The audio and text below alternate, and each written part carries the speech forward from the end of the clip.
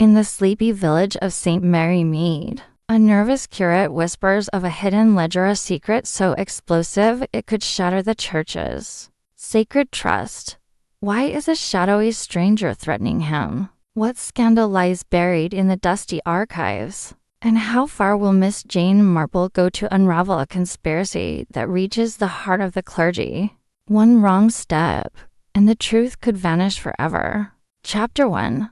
The whisper in St. Mary Mead. Sun hung low over St. Mary Mead, casting a golden sheen across the village green, where the annual church fete buzzed with the gentle hum of contentment. Laughter mingled with the clink of teacups, and the air carried the sweet scent of freshly baked scones and the sharp tang of lemonade. Miss Jane Marple, seated beneath the shade of a sprawling oak, adjusted her straw hat and surveyed the scene with her usual quiet attentiveness. Her knitting needles clicked rhythmically in her lap, a soft counterpoint to the chatter around her. But her eyes sharp and bright despite her years missed nothing. The fete was a cherished tradition, a moment when the village shed its everyday reserve and came together in a patchwork of gossip, goodwill, and gentle rivalry over Victoria sponges. Children darted between stalls, clutching sticky toffee apples, while their parents lingered over tables laden with homemade jams and embroidered tea towels. At the center of it all stood the vicarage tent, its white canvas fluttering like a sail, where the new curate, Mr. Theodore Ellis, was pouring tea with an earnestness that bordered on nervousness. Miss Marple had noticed Mr. Ellis the moment he arrived in St. Mary Mead 3 months prior. A slight man in his late 20s, with wire-rimmed spectacles and a tendency to fidget. He had an air of someone perpetually expecting bad news. His sermons were thoughtful, if a touch overly sincere, and he had a habit of blushing when addressed. Directly, the villagers found him endearing, if a little odd, and Miss Marple, with her knack for seeing beneath surfaces, sensed a deeper unease. Today, as he handed a cup of tea to Mrs. Price, the baker's wife, his hands trembled ever so slightly. She tilted her head, her knitting paused, as she observed him. Something is troubling that young man, she thought. Not just nerves. Something specific. Her gaze followed him as he moved to the next table, where a stranger, a tall man in a gray suit, his face shadowed by a wide-brimmed hat, leaned in to speak. The curate's posture stiffened, and his smile faltered. Miss Marple's interest sharpened. The stranger was not a local. She would have recognized him. St. Mary Mead was small enough that newcomers stood out like a dropped stitch in a seamless pattern. The two men exchanged a few words, too low for her to hear from her vantage point. But the curate's eyes darted nervously, and he clutched the teapot as if it were an anchor. The stranger patted his shoulder, a gesture that might have seemed friendly to a less discerning observer. But to Miss Marple, it carried a hint of menace. She made a mental note of the stranger's angular jaw and the way his coat hung slightly askew, as if concealing something bulky beneath. "Jane, dear, you're awfully quiet today," said Mrs. Dolly Bantry, plopping down beside her with a plate of cucumber sandwiches. Dolly, a robust woman with a penchant for bright scarves and unfiltered opinions, was one of Miss Marple's closest friends. "Not plotting to solve a murder already, are you?" Miss Marple smiled faintly. "Not quite, Dolly. Just observing. The fate always brings out such interesting dynamics." Dolly chuckled, her eyes twinkling. "You mean gossip? Oh, come now. Share a tidbit. I saw you watching young Mr. Ellis. Is he in love? Or has he stolen the collection plate?" "Nothing so dramatic," Miss Marple replied, her tone light, but her mind elsewhere. "Though he does seem rather preoccupied." Dolly followed her gaze. "He's a nervous sort, isn't he? Always looks like he's about to confess to something. Perhaps he's overwhelmed by all these village matrons vying for his attention." "Perhaps," Miss Marple said, but her thoughts were on the Stranger. She resumed her knitting, the needles clicking like a metronome. As she filed away the moment for later consideration, as the afternoon wore on, the fate grew livelier. The vicar, Mr. Langley, a genial man with a booming laugh, announced the raffle winners, while a local quartet played a jaunty tune on violins and a slightly out-of-tune piano. Miss Marple, however, kept her attention on Mr. Ellis. He moved from table to table, his smile increasingly strained, until he excused himself and slipped toward the churchyard, the stranger trailing a few steps behind.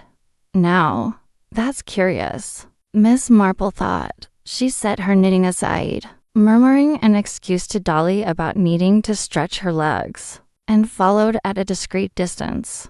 The churchyard, bordered by ancient yews and weathered gravestones, was quieter, the sounds of the fate muffled by the stone walls of St. Mary's Church. She paused behind a crumbling angel statue, her small frame hidden by its shadow, and watched. The curate and the stranger stood near the light gate, their voices low but urgent. Miss Marple strained to catch their words, her hearing not quite what it once was, but still sharp enough for purpose. "Cannot keep it hidden forever," the stranger said, his voice clipped and cold. "The ledger will surface, Ellis, and when it does, it's safe," Mr. Ellis interrupted, his voice a mix of defiance and fear.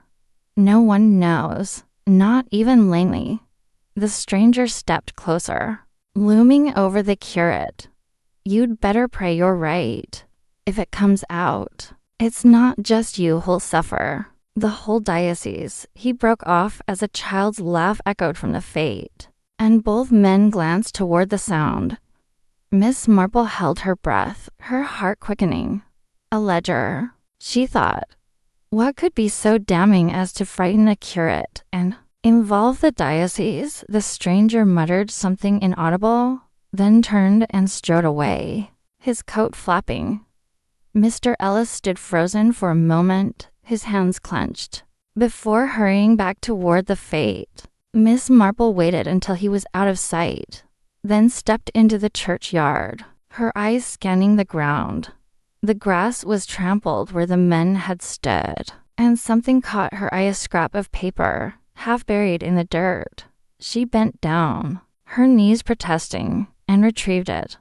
The paper was torn no larger than a playing card, and covered in a scrawl of numbers and letters: 3x7b12, STC, 9 p.m. It looked like nonsense, but Miss Marple knew better. Codes, in her experience, were rarely meaningless. She tucked the scrap into her handbag, her mind already turning over possibilities. Back at the fate, she rejoined Dolly, who was now deep in conversation with Mrs. Price about the merits of gooseberry jam versus raspberry. Miss Marple nodded politely, but her thoughts were elsewhere. The mention of a ledger suggested something financial, perhaps embezzlement or a secret fund. The diocese's involvement hinted at a scandal reaching beyond St. Mary Mead, perhaps to the cathedral city of Much Benham, where the bishop resided, and the stranger's threatening tone implied urgency, even danger. As the fate wound down, Miss Marple watched Mr. Ellis from afar. He was helping clear the tables, but his movements were mechanical, his face pale. She felt a pang of sympathy for the young man, caught in something larger than himself, but sympathy did not dull her curiosity. She would need to be careful, she knew. St. Mary Mead might seem sleepy, but she had seen its quiet lanes hide secrets as dark as any city's. That evening, in her cozy sitting room, Miss Marple sat by the fire, the scrap of paper on her lap. Her maid, Cherry, bustled in with a tray of tea and biscuits, her youthful energy a contrast to the room's genteel calm. "Had a good time at the fete, Miss Marple?" Cherry asked, setting the tray down. "Quite illuminating," Miss Marple replied, her eyes on the coded message. "Cherry, do you know anything about Mr. Ellis, the new curate?" Cherry grinned, always eager for a bit of village gossip.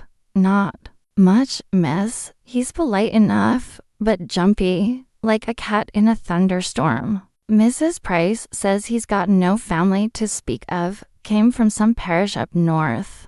Bit of a mystery. If you ask me, a mystery indeed, Miss Marple murmured. She sipped her tea, her mind racing.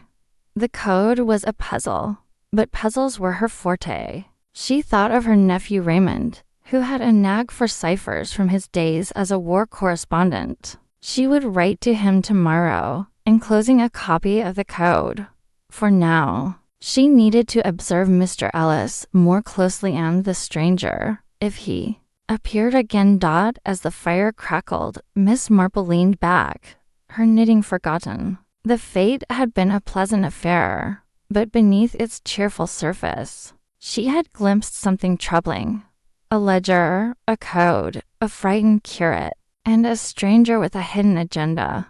It was a thread, a single loose thread, but she knew from experience that pulling on such threads could unravel the most intricate of secrets. She smiled to herself, a small, determined smile. St. Mary Mead might be a quiet village, but it was never dull not when there were secrets to uncover.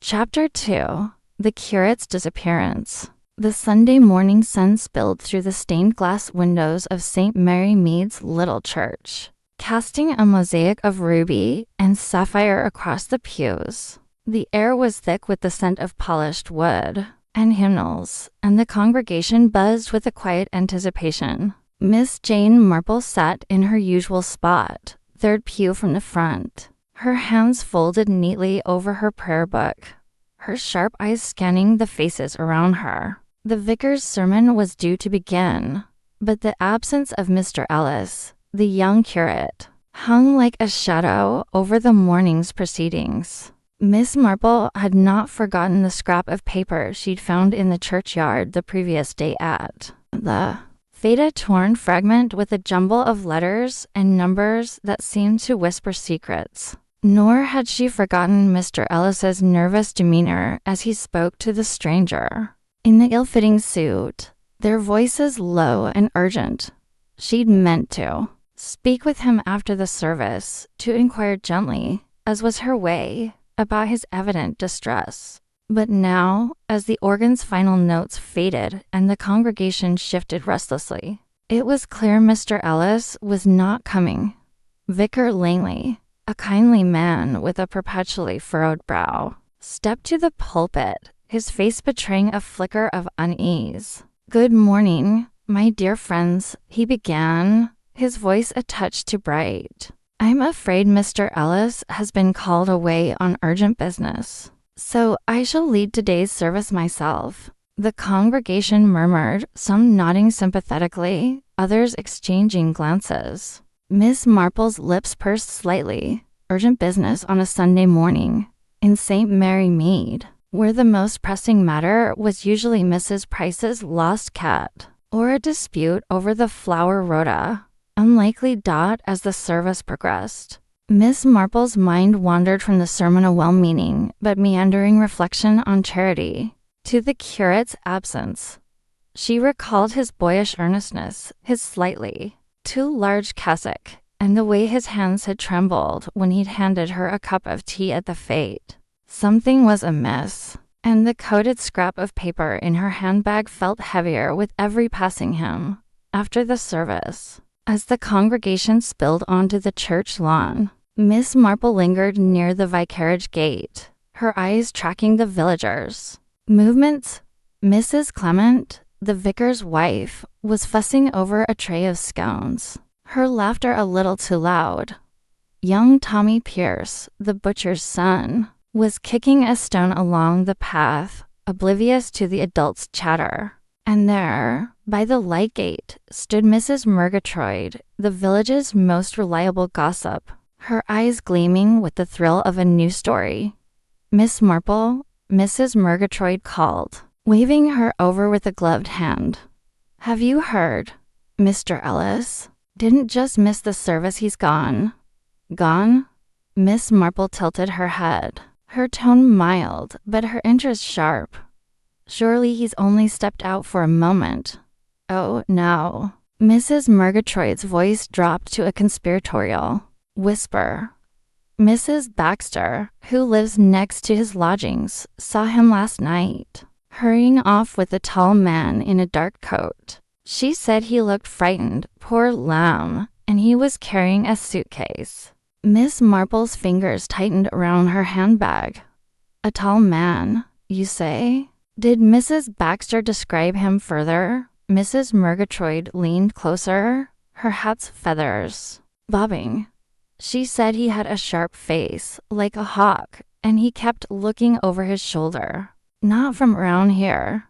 That's for certain. And Mr. Ellis hasn't been seen since. Thank you. Mrs. Murgatroyd, Miss Marple said, her smile polite but her mind racing. I think I'll take a stroll past Mr. Ellis's lodgings. The air is so pleasant today. She set off down the lane, her sensible shoes clicking softly on the cobblestones. The curate's lodgings were a modest cottage on the edge of the village, tucked behind a row of elms. As she approached, she noted the curtains drawn tight and the front door slightly ajar detail. That sent a prickle down her spine. Miss Marple was not one for melodrama, but an open door in St. Mary Mead was as rare as a peacock in a henhouse dot. She knocked lightly, calling, Mr. Ellis, are you there? No answer came, only the rustle of leaves in the breeze. With a glance, to ensure no one was watching, she pushed the door open and stepped inside. The cottage was small, its single room cluttered, but cozy or it would have been, had it not been for the chaos within. Books lay scattered across the floor, their pages crumpled. A teacup sat overturned on the table, a brown stain pooling on the cloth. A chair was tipped on its side, and in the corner, a suitcase lay open, its contents spilling out. A few shirts, a pair of socks, and a worn Bible with a cracked spine. Miss Marple's eyes narrowed as she took in the scene.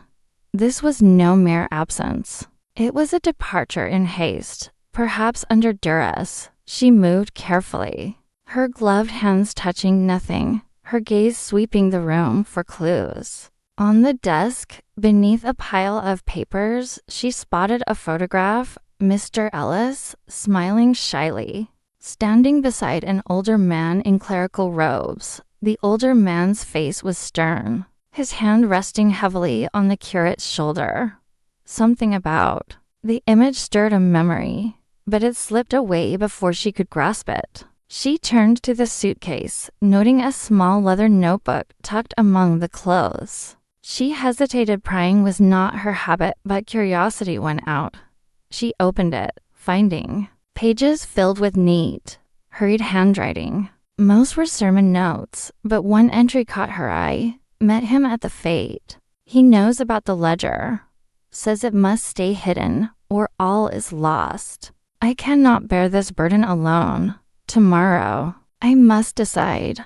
The words sent a chill through her. The ledger again. The same words she'd overheard at the fete, now echoed in this private confession. She slipped the notebook back into the suitcase, her mind turning to the coated scrap in her handbag. Could they be connected? And who was the he, Mr. Ellis? Feared a creak from the doorway made her freeze. She turned to see Mrs. Baxter, the neighbor, peering in, her round face pale. Miss Marple, oh, you startled me. What are you doing here? I was concerned for Mr. Ellis, Miss Marple said smoothly, stepping away from the suitcase. I heard he missed the service, and I thought I'd check on him. Have you seen him today? Mrs. Baxter wrung her hands. Not since last night, when he left with that man. I was taking out the rubbish, and there they were, hurrying down the lane. Mr. Ellis looked like he'd seen a ghost, and the other one tall, with a coat too heavy for this weather. He kept his head down. I called out, but they didn't stop. Did you hear anything they said? Miss Marple asked, her tone gentle but probing. Mrs. Baxter frowned, thinking. Not much. But the tall man said something about getting to the manor before dawn. I thought it odd, but I didn't want to pry. The manor. Miss Marple's mind flicked to Hedla Hall, the grand estate just outside the village, owned by Sir Reginald Compton, a reclusive widower with a penchant for privacy. Thank you, Mrs. Baxter. You've been most helpful. As she left the cottage, Miss Marple's thoughts churned. The manor, the ledger, the coded message. The tall man in the dark coat was a puzzle with too many pieces missing. She needed to see the manor for herself, but first, she would examine the scrap of paper again. Its cryptic symbols might hold the key to Mr. Ellis's whereabouts back at her cottage. Miss Marple settled into her armchair by the window, the late morning light filtering through lace curtains. She opened her handbag and retrieved the torn scrap, laying it flat on her writing desk. The code was a mix of letters and numbers, K3L9M2, followed by meet at dawn, under the oak. It was maddeningly vague, but the mention of dawn echoed Mrs. Baxter's story. Was the oak at Hedla Hall, and was Mr. Ellis there now, willingly or otherwise?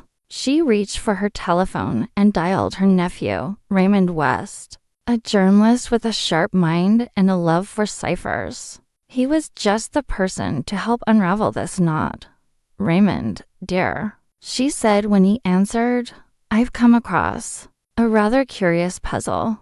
Could you pop down to St. Mary Mead this afternoon and bring that book of yours on codes? Raymond arrived by tea time, his car rattling up the lane with its usual disregard for decorum. He was a lanky man in his 30s, with a quick smile and an even quicker mind. Aunt Jane, he said, kissing her cheek. What's this about? A puzzle.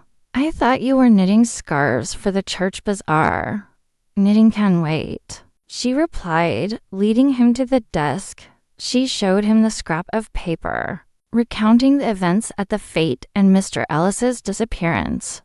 Raymond's eyes lit up as he studied the code, K3L9M2. He murmured, scribbling in his notebook. Could be a simple substitution cipher, or perhaps a reference to something specific like a page in a book. The meet at dawn. Under the oak that suggests a rendezvous. Any oaks around here worth noting? There's a great oak at Hedla Hall, Miss Marple said. It's near the old stables, quite secluded. And Mrs. Baxter mentioned the manor in connection with Mr. Ellis's departure. Raymond raised an eyebrow. Sounds like you're on to something, Aunt Jane. Let's crack this code first, then we'll take a stroll to the manor.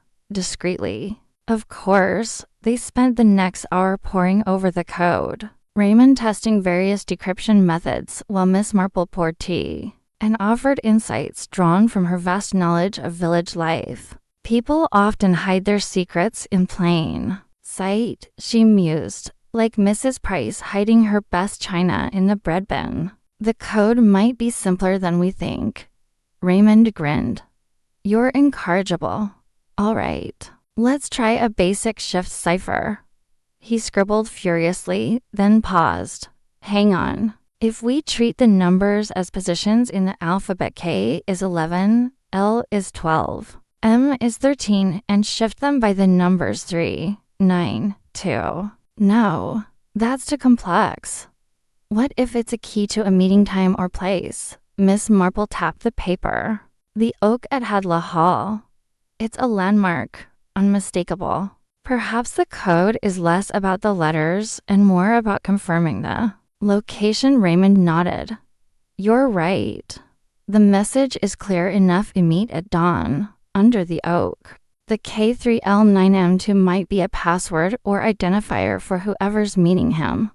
We need to see that oak. As dusk settled over St. Mary Mead, Miss Marple and Raymond set out for Hedla Hall. The manor was a mile from the village, its iron gates looming at the end of a winding drive. They took a less conspicuous path through the woods, Miss Marple's sturdy boots navigating the uneven ground with surprising agility. Raymond carried a torch, its beam flickering over gnarled roots and brambles. The great oak stood in a clearing near the manor's stables, its branches sprawling like a giant's arms. The air was cool, scented with damp earth and pine.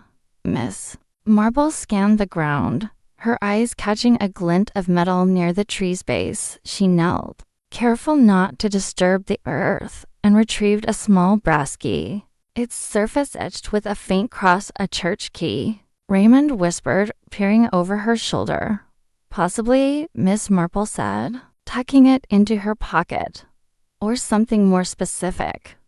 Look, there are footprints here, 2 sets. One small, like Mr. Ellis's, and one larger, with a heavy tread. The footprints led toward the manor's rear gate, which stood ajar. Beyond it, the estate was dark, save for a single light burning in an upstairs window. Miss Marple's heart quickened. We must be cautious, she said. If Mr. Ellis is here, he may not be alone. They crept closer, keeping to the shadows. The manor's gardens were overgrown, the rose bushes tangled and wild. As they neared the gate, a low voice carried on the wind, sharp and commanding. You were told to stay silent, Ellis. This is bigger than you. Miss Marple froze, motioning for Raymond to stay low. The voice came from beyond the gate, where 2 figures stood in the moonlight. One was slight, his shoulders hunched. Mr. Ellis, she was certain. The other was tall, his dark coat blending with the night. His face was obscured, but his tone was unmistakable, authority laced with menace. I didn't tell anyone, Mr. Ellis stammered. I swear it. But the ledger is wrong. All wrong. I can't keep this secret. You will, the tall man snapped, or you'll regret it. Now, get inside. We're not done. The figures moved toward the manor, disappearing through a side door. Miss Marple's mind raced. The ledger again. The coded message, the key in her pocket. Whatever Mr. Ellis had stumbled upon, it was dangerous enough to drive him from his home, perhaps against his will. We can't follow them now, she whispered to Raymond. It's too risky. But we have the key, and we know where he is. Tomorrow, I'll visit Hadlow Hall properly, as a guest. Sir Reginald owes me a favor from the war days. I'll find out what's happening. Raymond looked skeptical, and Jane. This is starting to sound like one of my novels. Are you sure you're not in over your head? She smiled faintly. My dear Raymond, I've seen worse secrets in this village than you'd find in a dozen novels. But I'll need your help. Keep working on that code, and see if you can find anything about Hadlow Hall's recent visitors. I suspect our tall man is no stranger to these parts. As they retraced their steps through the woods, Miss Marple's thoughts turned to the scrap of paper, the ledger, and the frightened curate. The pieces were falling into place, but the picture was still blurred. She would need to tread carefully, for the truth, like the oak's roots, ran deep and tangled. By the time she reached her cottage, her resolve was firm. Mr. Ellis's disappearance was no mere whim, but a thread in a larger tapestry of secrets, one she was determined to unravel. Chapter 3. The cryptic Codeth late summer sun hung low over St. Mary Mead, casting long shadows across the village green as Miss Jane Marple sat quietly in her garden, her knitting needles clicking softly. The air carried the faint scent of roses and freshly cut grass, but her mind was far from the tranquil scene. The torn scrap of paper she'd found in the churchyard 2 days prior lay on the small wicker table beside her, its jagged edges and cryptic markings taunting her with their mystery. The code scrawled in a hurried hand, with numbers and letters interwoven in no discernible pattern, had seized her imagination, much like a particularly vexing crossword puzzle. But this was no game. The nervous young curate, Mr. Ellis, had vanished, and the weight of his absence hung over the village like a storm cloud. Miss Marple knew the code was the key, and she intended to unlock its secrets. She adjusted her shawl, her sharp eyes scanning the paper once more. The sequence read, 4B12, 7L9 to T3, 9R15. It was not a cipher she recognized, and her attempts to align it with simple substitution or numerical patterns had yielded nothing. The numbers could be page references, perhaps to a book, or coordinates of some kind. The letters B, L, T, R might stand for names, places, or even directions. But without context, it was like trying to knit a sweater with no pattern. She needed help, and she knew precisely who to call. Her nephew, Raymond West, was due to visit that afternoon, a journalist with a penchant for intellectual pursuits. Raymond had a knack for puzzles that rivaled her own. He was modern, restless, and occasionally too clever for his own good. But his mind was sharp, and he relished a challenge. Miss Marple smiled faintly, imagining his reaction to the cryptic scrap. He'd likely call it deliciously enigmatic, and dive in with boyish enthusiasm. As if summoned by her thoughts, the garden gate creaked open, and Raymond strode in, his tweed jacket slightly rumpled from the train journey. He was a tall man in his early 30s, with a mop of dark hair, and an air of perpetual curiosity. "Aunt Jane," he called, waving a hand. "You look positively conspiratorial sitting there. What's brewing in St. Mary Mead this time?" Miss Marple's eyes twinkled. "Nothing so dramatic as you might write in one of your articles, dear. But I do have a puzzle for you." She gestured to the scrap of paper. "Take a look at this, and tell me what you make of it." Raymond's eyebrows shot up as he took the paper, his fingers brushing the torn edge. "Good heavens, Aunt Jane. This looks like something out of a spy novel. Where did you find it?" "In the churchyard, after the fete," she said simply, her tone light, but her gaze keen. She recounted the overheard conversation between Mr. Ellis and the stranger, the curate's nervous demeanor, and his subsequent disappearance. She omitted no detail, knowing Raymond's mind would latch onto the smallest clue. He whistled softly, settling into the chair opposite her. A hidden ledger, a coded message, and a missing curate. "You don't do things by halves, do you? Let's see what we've got here." He studied the paper, his brow furrowing. 4B12, 7L9. Could be a book cipher, referencing pages and lines in a specific text. Or perhaps it's a map coordinate, though that seems less likely in a village like this. Have you tried aligning it with anything local, a parish register? Perhaps I considered that, Miss Marple admitted. But the church records are meticulous and public. A hidden ledger suggests something deliberately concealed, not cataloged for all to see. Besides, the letters don't correspond to any names or titles I've come across in the parish. Raymond leaned back, tapping the paper against his knee. Then we need a reference point. A book, a list, or even a place. Did anything else happen at the fete that might give us a hint? Miss Marple's mind drifted to the fete, replaying the bustling scene, the chatter of villagers, the clink of teacups, the vicar's wife fussing over the cake stall. She recalled Mr. Ellis hovering near the tombola, his eyes darting nervously, as he spoke to the stranger, a tall man with a sharp jaw and a hat pulled low. But another memory tugged at her. "There was a stall selling old books," she said slowly.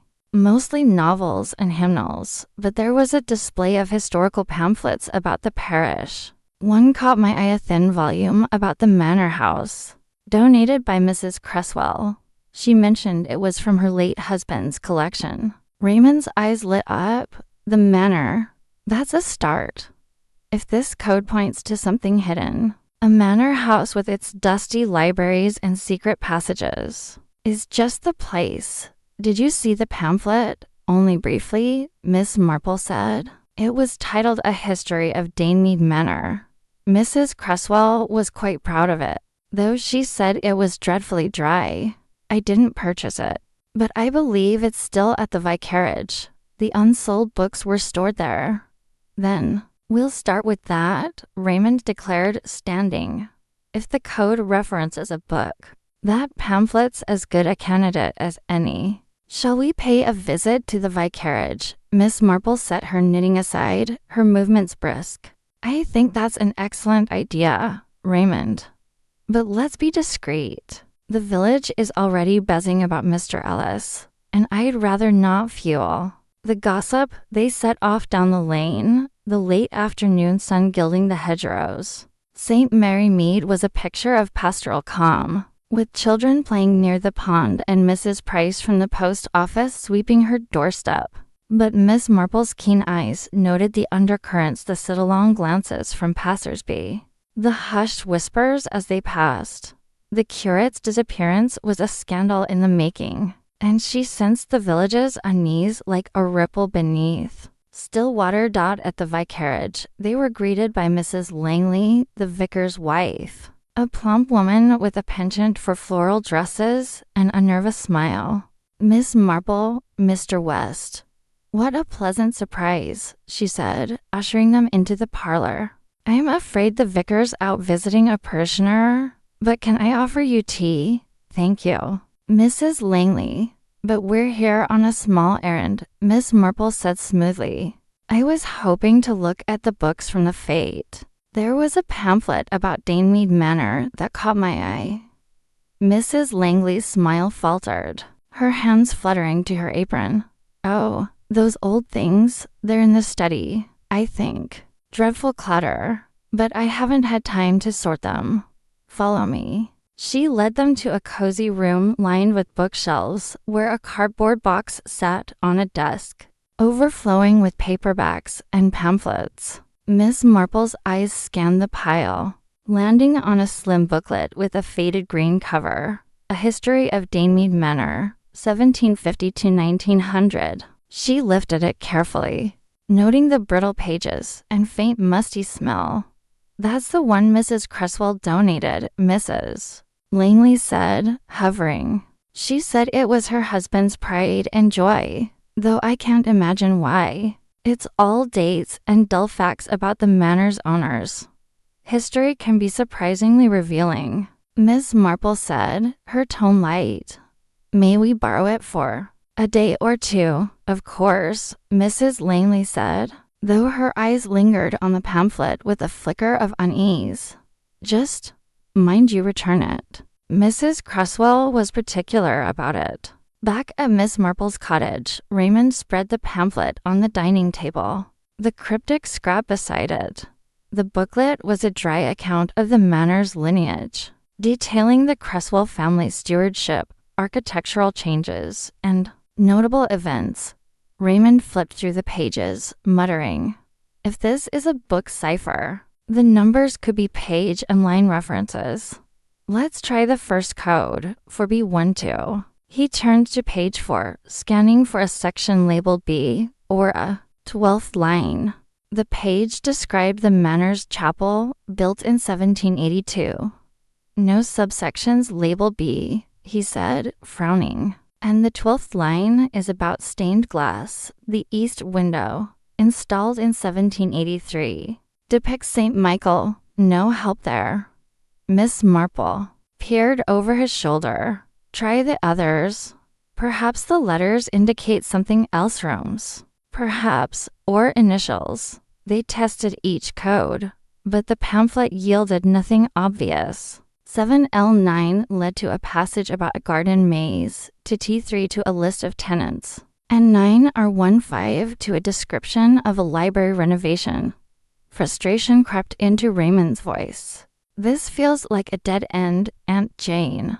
Maybe it's not the right book. But Miss Marple's mind was turning, her thoughts weaving like threads in a tapestry. Or perhaps we're looking at it too literally. The manor itself might be the key. The codes could refer to locations within its rooms, objects, or even specific features. Mrs. Cresswell mentioned a tea party at the Manor tomorrow. It's the perfect opportunity to explore, Raymond grinned. You're suggesting we snoop around a manor house under the guise of sipping tea, Aunt Jane. You're incorrigible. I prefer curious, she replied, her eyes sparkling. Now, let's prepare. We'll need to be observant, and you mustn't let your enthusiasm give us away. The next day, Mead Manor loomed against a sky streaked with clouds, its ivy-clad walls and tall chimneys exuding an air of faded grandeur. The tea party was a modest affair, hosted by Mrs. Cresswell to raise funds for the church roof. Villagers mingled on the lawn, their laughter mingling with the clink of china. Miss Marple, in a lavender dress and her best hat, blended seamlessly with the crowd, her eyes scanning every detail. Raymond, at her side, played the part of the dutiful nephew, though his restless energy betrayed his excitement. Mrs. Cresswell greeted them warmly, her silver hair pinned elegantly. Miss Marple, Mr. West, how lovely of you to come. Do try the scones, they're Mrs. Langley's recipe. Thank you. Mrs. Cresswell, Miss Marple said, your manor is as charming as ever. I was reading about its history last night. The chapel sounds particularly fascinating. Mrs. Cresswell's smile tightened. Oh, the chapel's rarely used now. It's rather damp, I'm afraid. Would you like a tour of the house instead? Miss Marple seized the opportunity. That would be delightful. The tour took them through oak-paneled halls and airy drawing rooms. But Miss Marple's attention was on the codes. She noted the library, with its floor-to-ceiling shelves, and the garden maze, visible through a window. The chapel, however, was not included in the tour, and when she inquired, Mrs. Cresswell deflected, citing its state of disrepair. As they paused in the library, Miss Marple's gaze fell on a portrait of a stern-faced man in clerical robes, Bishop Edmund Cresswell, according to the plaque. His eyes seemed to follow her, and she felt a prickle of intuition. The codes might not refer to the pamphlet, but to the manor itself, perhaps its rooms or artifacts. Raymond, meanwhile, struck up a conversation with a guest, a jovial man named Mr. Phipps, who claimed to know the manor's history. Oh, the Cresswells were a powerful lot, Phipps said, sipping his tea. Rumor has it they kept secrets in that old chapel. Hidden compartments, that sort of thing. Miss Marple's ears pricked up, but before she could press further, a commotion drew her attention. Across the room, a tall man in a clerical collar, Dr. Hargrove, the bishop she'd seen at the fete, slipped a folded note to Mrs. Cresswell. Their exchange was brief, but the bishop's face was taut with worry, and Mrs. Cresswell's hand trembled as she tucked the note into her sleeve. Raymond, Miss Marple murmured, drawing him aside. Did you see that? He nodded, his eyes alight. The bishop's up to something. And that note, could it be related to the code? Possibly, she said. We need to get into that chapel.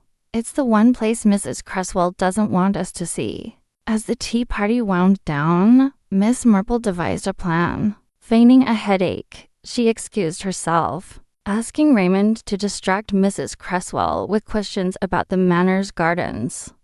Alone, she slipped down a side corridor, her steps light but purposeful.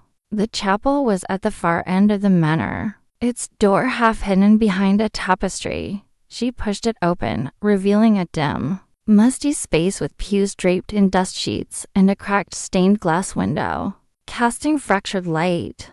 Her eyes scanned the room, searching for anything that might align with the code. The altar caught her attention, a heavy stone slab with carvings along its base. Kneeling, she traced the inscriptions, her fingers brushing over faint letters. One section read, B12, L9, T3, R15. Her heart quickened. The numbers matched. The code exactly. but the letters were carved into the stone, not written on paper. She pressed each letter in sequence, half expecting a hidden panel to spring open. But nothing happened. Frustrated, she stood, her mind racing. The code wasn't a map to a single object, but a sequence, perhaps a ritual or a set of instructions. She needed more time, but footsteps echoed in the corridor. Slipping behind a pew, she held her breath as the door creaked open. Dr. Hargrove entered, his face pale, clutching the same note she'd seen him pass to Mrs. Cresswell. He moved to the altar, muttering, "It has to be here, the ledger." Before he could continue, another figure appeared, a man in a dark coat, his face obscured by shadow. "You're late," the man said, his voice low and sharp. "Did you bring it?" Hargrove's voice trembled. I couldn't find it. The ledger's gone. Someone's been in the archives." The dark-coated man swore softly.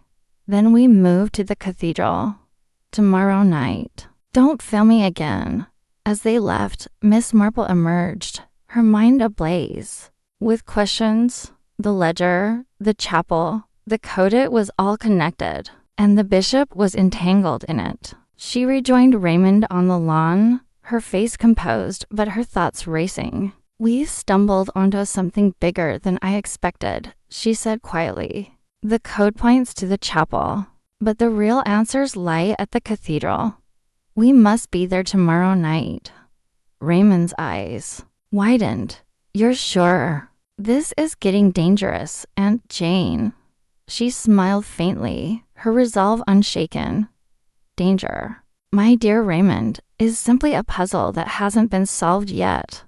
And I intend to solve this one." As they left the manor, the setting sun cast long shadows, and Miss Marple felt the weight of the mystery deepen. The code was no longer just a puzzle, it was a key to a secret that could unravel the very fabric of St. Mary Mead's quiet life. Chapter 4. The bishop's burden. The late summer sun hung low over St. Mary Mead, casting long shadows across the cobblestone path that wound toward the secluded chapel of St. Agnes. Miss Jane Marple, her sensible shoes tapping lightly on the stones, moved with a deceptive air of leisure. Her eyes, sharp as ever beneath the brim of her straw hat, scanned the hedgerows for any sign of disturbance.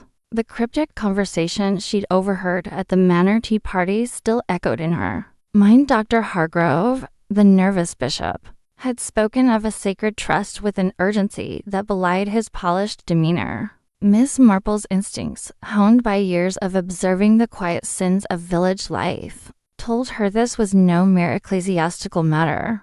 Something deeper, something hidden, was at play. The chapel, a small stone structure nestled in a grove of ancient yews, was rarely used except for private services or the occasional wedding. Its isolation made it the perfect place for a clandestine meeting, and Miss Marple had resolved to follow Dr. Hargrove after seeing him slip away from the manor. With a furtive glance over his shoulder, she'd excused herself from the tea party, with a murmured apology about needing air. Her departure unnoticed amid the clink of teacups and the hum of polite conversation. Now, as she approached the chapel, she slowed her pace, her breath steady despite the quickening of her pulse. The heavy oak door was ajar, a sliver of candlelight flickering through the gap. Voices, low and tense, drifted out into the evening air. Miss Marple pressed herself against the rough stone wall, her small frame blending into the shadows. She tilted her head, straining to catch the words. "Cannot remain hidden forever." Dr. Hargrove's voice, usually resonant with sermon-like authority, quavered slightly. "The ledger is a curse, not a trust." "Lower your voice," came a second voice, sharp and unfamiliar, with a clipped edge that suggested authority or menace. "You swore an oath, Hargrove. The church's honor depends on your silence." Miss Marple's lips pursed. An oath, a ledger, the church's honor. The pieces were beginning to form a pattern. though the full picture remained elusive. She edged closer, careful not to disturb the gravel underfoot. Through the narrow opening, she glimpsed Dr. Hargrove's silhouette, his shoulders hunched as he faced a figure cloaked in darkness. The stranger's back was to her, but his posture rigid, commanding, suggested a man accustomed to being obeyed. "The scandal would ruin us," Dr. Hargrove continued, his voice barely above a whisper. "But what if someone else knows Ellis was terrified, and now he's gone? What if he spoke?" The stranger's response was too low to catch, but Miss Marple's heart quickened at the mention of Mr. Ellis, the missing curate. Her fingers tightened around the handle of her handbag, where the decoded scrap of paper rested, its message pointing to this very manor and its secrets. She needed more names, dates, specifics, but the risk of discovery was growing. A twig snapped under her foot, and she froze, her breath catching. The voices inside ceased. The stranger turned sharply, his face still obscured, and Miss Marple shrank back, her heart pounding. For a moment, silence hung heavy, broken only by the distant call of a nightingale. Then, to her relief, the conversation resumed, though now, in hushed tones she couldn't decipher. She exhaled slowly, her mind racing. She couldn't linger here much longer, but the chapel itself might hold clues. If Dr. Hargrove was meeting in secret, perhaps he'd left something behind, a note, a document, anything to shed light on this sacred trust. Slipping around the side of the chapel, Miss Marple found a narrow window, its leaded panes warped with age. She stood on tiptoe, peering inside. The flickering candlelight revealed a small altar, a wooden pew, and Dr. Hargrove pacing before it, his hands clasped tightly. The stranger was gone, likely through a side door she hadn't noticed. Miss Marple's eyes darted to the altar, where a small brass key glinted faintly, half hidden beneath a folded cloth. Her breath caught. A key to what? She waited until Dr. Hargrove gathered his coat and left, his footsteps fading into the night. Only then did she slip inside, her movements swift and silent despite her age. The chapel smelled of damp stone and old hymnals, and the air was thick with the weight of secrets. She approached the altar, her fingers brushing the cloth aside to reveal the key. It was small, ornate, with a clover-shaped bow, unmistakably a key to the church archives, where parish records dating back centuries were kept. She slipped it into her handbag, her mind already turning to the dusty ledgers that might hold the truth. As she stepped back outside, the night seemed darker, the yews looming like silent sentinels. She made her way back to the village, her thoughts a whirl of possibilities. The sacred trust Dr. Hargrove spoke of was no mere spiritual burden. It was tied to a scandal, one significant enough to warrant secrecy and fear. And Mr. Ellis, poor nervous Mr. Ellis, had known something about it. His disappearance, the coded message, the ledger, all were threads in a tapestry Miss Marple was determined to unravel. The next morning, she sat at her breakfast table, a pot of tea steaming beside her. The key lay on the table, its brass surface catching the light. She'd spent the night turning over the conversation she'd overheard, parsing each word for meaning. The church archives were her next step, but she needed to proceed with caution. Dr. Hargrove was no fool, and the stranger, whoever he was, posed a potential threat. She sipped her tea, her eyes narrowing as she recalled the stranger's clipped tone. It reminded her of someone, though she couldn't place it. A military man, perhaps, or someone higher in the clergy, accustomed to giving orders. Her musings were interrupted by a knock at the door. It was Dolly Bantry, her friend and confidant, her face flushed with the morning's gossip. "Jane, you won't believe what I heard at the post office," Dolly exclaimed, settling into a chair without invitation. They're saying Dr. Hargrove was seen leaving the village last night in a dreadful hurry. And get this, someone saw a man in a dark coat near the chapel, lurking about like a ghost. Miss Marple's lips twitched into a faint smile. Dolly's flair for drama was useful, if exhausting. A dark coat, you say? She murmured, her mind flashing to the tall man seen with Mr. Ellis. How curious. Did they say anything else about this man? Not much, Dolly admitted, helping herself to a biscuit. Just that he was tall, with a hat pulled low. Oh. And Mrs. Price at the bakery swears he wasn't local. Said he had a city air about him. Miss Marple nodded, filing the information away. A city man, perhaps connected to the diocese or something less savory. She changed the subject, steering Dolly toward talk of the upcoming church bazaar, all the while planning her next move. The archives were housed in the undercroft of St. Mary's Church, accessible only with the vicar's permission or, in her case, a pilfered key. She'd need to visit at night when the village slept to avoid prying eyes. That evening, under the guise of attending a women's guild meeting, Miss Marple slipped away to the church. The village was quiet, the only sound the distant bark of a dog.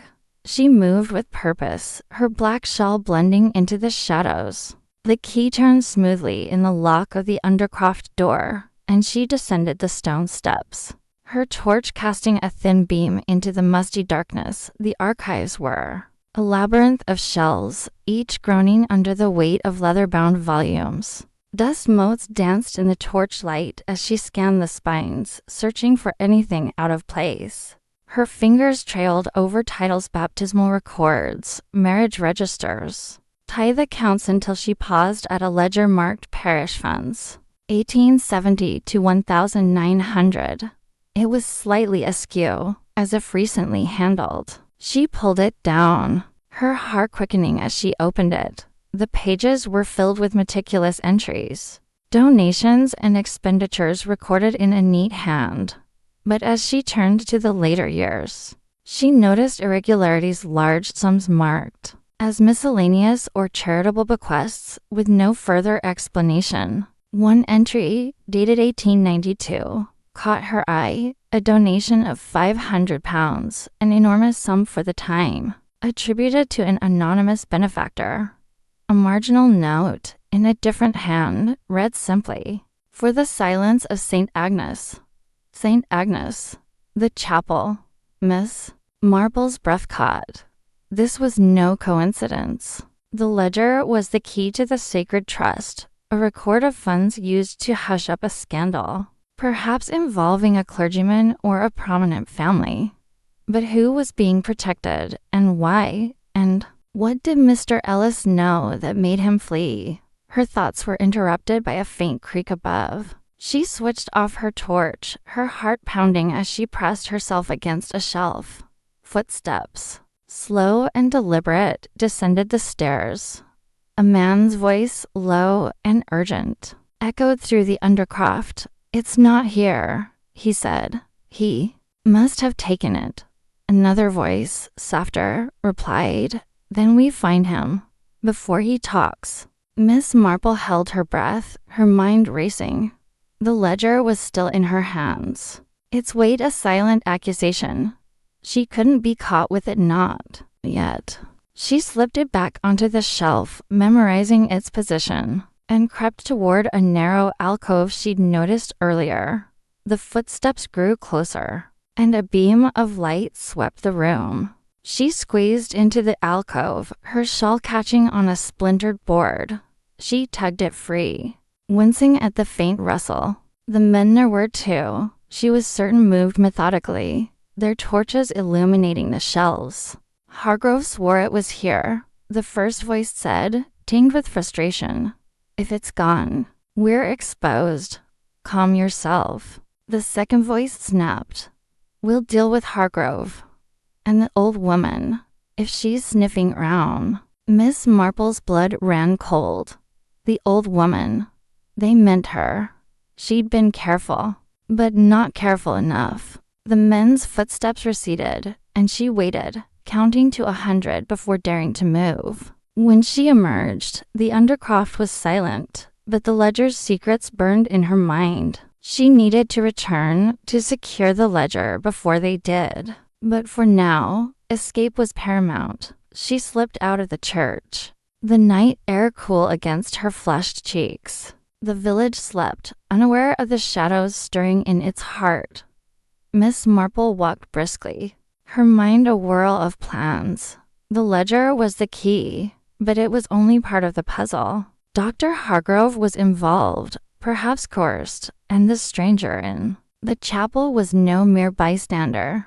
The mention of a scandal, buried decades ago, suggested a cover-up that reached beyond St. Mary Mead, perhaps to the highest echelons of the church. Back at her cottage, she locked the door and drew the curtains. Before sitting at her desk, she jotted down what she'd learned, her neat handwriting filling a page in her notebook. Ledger. 1892. £500. St. Agnes. Scandal. Hargrove's oath. Ellis's fear. 2 men in the archives. She tapped her pencil against the page, her thoughts drifting to her nephew Raymond. His knack for research could help her trace the anonymous benefactor, but she'd need to be careful. The men in the archives were dangerous, and her involvement was no longer a secret. The next day, she visited the vicarage, ostensibly to discuss the bizarre.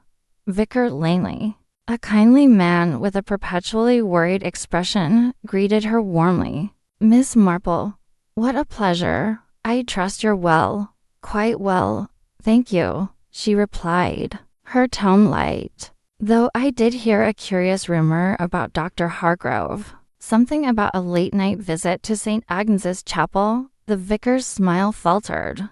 "Oh, well, bishops are busy men, you know. Always some matter or another." "Of course," Miss Marple said, her eyes never leaving his. "But it's odd, isn't it? A bishop visiting a chapel so late, and with a stranger, no less." Vicar Langley's hands fidgeted with a pen. "A stranger. I'm sure it was nothing. Just church business." Miss Marple nodded, letting the silence stretch. She'd learned long ago that discomfort often loosened tongues. But the vicar said no more, and she left with a polite farewell, her suspicions confirmed. He knew something, even if he wasn't ready to admit it. Over the next few days, Miss Marple kept a low profile, attending village events and chatting with neighbors, all the while gathering scraps of information. Mrs. Price at the bakery mentioned seeing Dr. Hargrove with a man who looked like he belonged in London, not here. The postmistress reported a flurry of letters between the vicarage and the diocesan office, unusual for so quiet a parish. And young Tommy, the butcher's boy, swore he'd seen a man in a dark coat near the church, carrying a heavy satchel. Each piece fit into the puzzle. But Miss Marple needed more. She wrote to Raymond, enclosing a carefully worded request for information on church scandals from the 1890s, particularly those involving St. Mary Mead or the diocese. She also asked him to look into Dr. Hargrove's past discreetly. Of course, Raymond, bless him, was clever but prone to theatrics, and she didn't want him drawing attention. While awaiting his reply, she returned to St. Agnes's chapel, this time in daylight, under the pretense of sketching the ewes for a watercolor class. The chapel was empty, but she noticed fresh footprints in the soft earth near the door large. Heavy boots, not the vicar's or Hargrove's. She knelt, examining the tracks, when a shadow fell across her. "Miss Marple," a voice said, startled. She looked up to find Dr. Hargrove himself, his face pale and drawn. "Why, Dr. Hargrove, what a surprise," she said, rising smoothly. "I was just admiring the chapel's charm. Such a peaceful spot." He nodded, but his eyes darted to the footprints. "Yes, peaceful. I come here to think sometimes. Alone? she asked, her tone innocent. His hesitation was brief but telling. Usually. But I should be goin'. Good day, Miss Marple. She watched him hurry away, his gait unsteady. He was frightened, she was certain, and not just of her. The stranger, the ledger, the scandal, they were closing in on him, and he was cracking under the pressure. That night, Miss Marple sat by her fire, knitting absently as she turned over the facts. The ledger pointed to a scandal in 1892, hushed up with a large sum of money. Dr. Hargrove was guarding it, perhaps under duress. Mr. Ellis had known something and fled or been taken, and the men in the archives were searching for the ledger, desperate to keep it hidden. But why now? What had stirred this old secret to life? A letter from Raymond arrived the next morning, its contents a revelation. He'd found a reference in an obscure ecclesiastical journal to a troubling incident in St. Mary Mead in 1892, involving a young clergyman accused of misusing church funds. The matter was resolved quietly, with the clergyman sent to a remote parish. But rumors persisted of a cover-up involving a prominent family. Raymond promised to dig deeper, but Miss Marple already felt the threads tightening. She returned to the archives that night, the key heavy in her pocket. The ledger was still there, untouched since her last visit. She photographed the relevant pages with her small camera gift from Raymond, who insisted she modernize, then replace the book, and slipped out. The images would need developing, but they were her insurance against the men who'd searched the UNDRCROFT. As she walked home, the village felt different, its familiar lanes teemed with menace. She'd stirred a hornet's nest, and the danger was real. But Miss Marple was no stranger to danger, and her resolve was unshaken. The ledger's secrets were within her grasp, and she would uncover them, no matter the cost. The chapter closed with her locking her cottage door, the photographs hidden in a tin of sewing supplies. She sat by the window, her knitting needles clicking softly, her mind already planning her next move. Dr. Hargrove was a weak link, and the stranger in the dark coat was a threat she couldn't ignore. But Miss Marple had faced worse, and she would see this through to the truth and to justice. Chapter 5. Shadows in the archivist. The moon hung low over St. Mary Mead, its pale light filtering through the stained glass windows of the old stone church, casting kaleidoscopic patterns across the pews. Miss Jane Marple, wrapped in a dark shawl and clutching a small flashlight, stood at the threshold of the church's side door, her heart beating with a curious blend of trepidation and resolve. The key to the archives, pilfered discreetly from the vestry earlier that day, felt heavy. In her gloved hand, she glanced over her shoulder, ensuring the quiet village lane was empty, then slipped inside, the door creaking softly behind her. The air inside was cool and musty, thick with the scent of aged wood and parchment. Miss Marple's sensible shoes whispered against the stone floor as she navigated past the rows of pews, her flashlight beam darting across the familiar sanctuary now transformed by the stillness of night.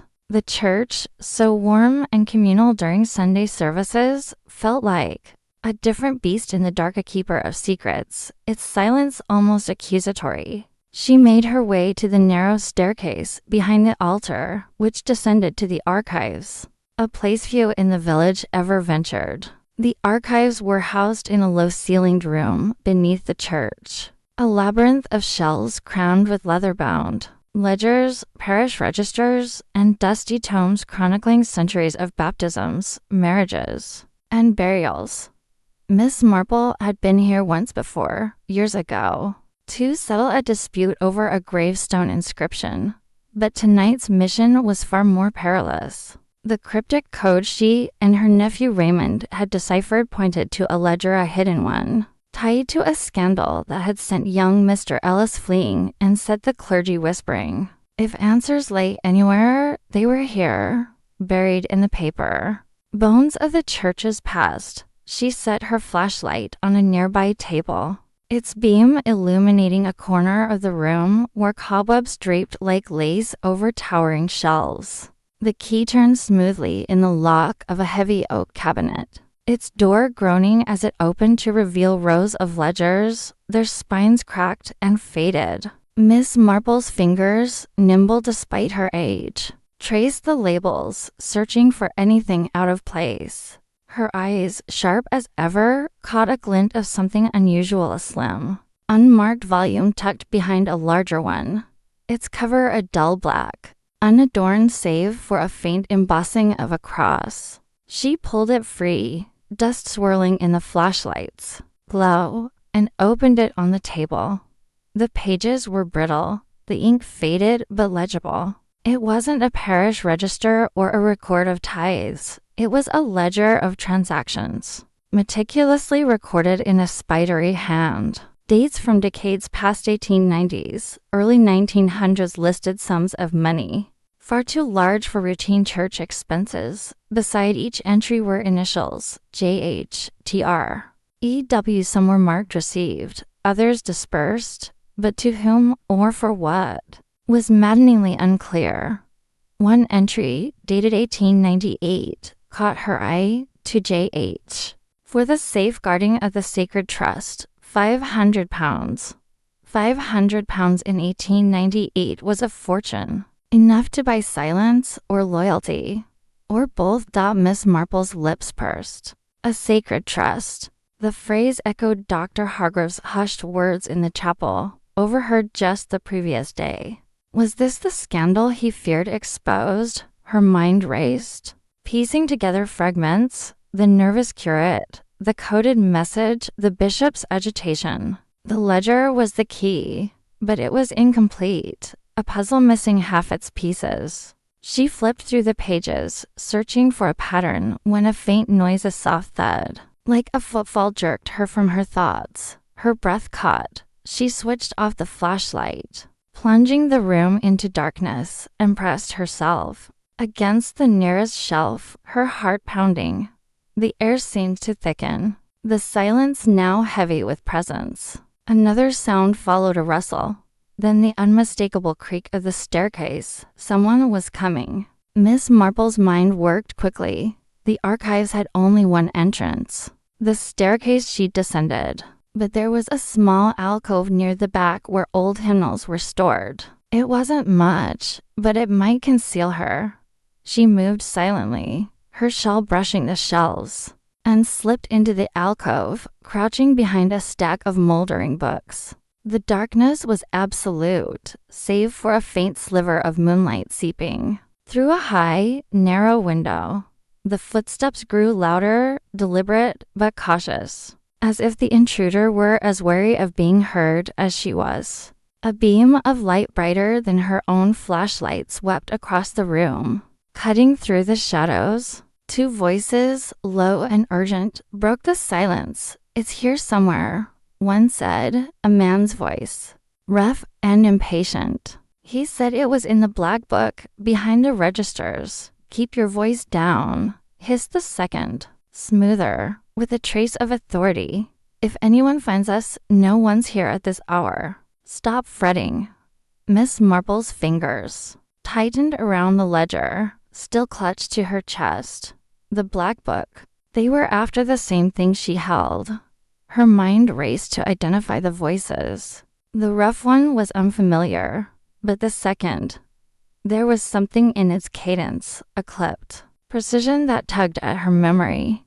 Dr. Hargrove, no, not quite. Someone younger, perhaps, but equally accustomed to command. The light swept closer, illuminating the table where she'd been moments before. "Someone's been here," the rough voice said, sharper now. "The cabinet's open. Impossible." The smooth one snapped. Langley swore no one else had the key. Miss Marple's heart sank. Vicar Langley. He'd been so anxious when she'd spoken to him last, his hands trembling as he poured tea. Had he betrayed her trust? Or was he under pressure himself? She filed the thought away. focusing on the present. The intruders were moving toward the cabinet, their footsteps heavy on the stone floor. She peered through a gap in the hymnals, her eyes adjusting to the dimness. Two figures, both men, stood silhouetted against the flashlight's beam. The taller one, broad-shouldered and clad in a long coat, rummaged through the cabinet, tossing ledgers aside with a grunt of frustration. The other, slighter, wore a dark cap pulled low, his movements quick and nervous. Neither face was clear, but the tall man's coat stirred a memory the stranger seen with Mr. Ellis before his disappearance. "Where is it?" the tall man growled, slamming a ledger shut. "If we don't find it, Thorn will have our heads." Miss Marple's breath hitched. Thorn. The name was new, but it carried weight, spoken with a mix of fear and resentment. Was this the mysterious figure pulling the strings, the one behind the ledger's secrets? She pressed herself deeper into the alcove, willing her knees not to creak. The slighter man paced, his light darting erratically. Maybe Ellis took it. He was poking around before he bolted. Then why's the cabinet open? The tall man snapped. "Someone's been here tonight. Check the room." Miss Marple's heart raced. The alcove was shallow, barely enough to hide her. If they searched thoroughly, she'd be found. Her mind, ever practical, sought a solution. The ledger was too bulky to keep holding, but abandoning. It was unthinkable. She scanned the alcove, her eyes landing on a loose floorboard beneath the hymnals. With careful movements, she pried it up, wincing at the faint squeak, and slid the ledger beneath, replacing the board just as the flashlight's beam swung toward her. "Over there," the smooth voice said. "What's that?" Miss Marple froze, her pulse hammering. The beam lingered on the hymnals, then moved away. "Just books," the tall man muttered. "This place is a mess. We're wasting time." The other said, "If it's not here, we need to report back." "Thorn won't wait." The tall man cursed under his breath. "Fine, but if that old bat's been sniffing around..." "Enough," the smooth voice cut in. "Let's go." The footsteps retreated, the light fading as they climbed the stairs. Miss Marple waited, counting to 100 in her head, her body stiff from crouching. Only when the silence returned, unbroken by any sound, did she emerge, her knees protesting as she stood. She retrieved the ledger, its weight reassuring in her hands, and tucked it inside her shawl. The night air was sharp as she slipped out of the church, locking the door behind her. The village was still, the moon now hidden behind clouds, but Miss Marple felt eyes on her, imagined or real.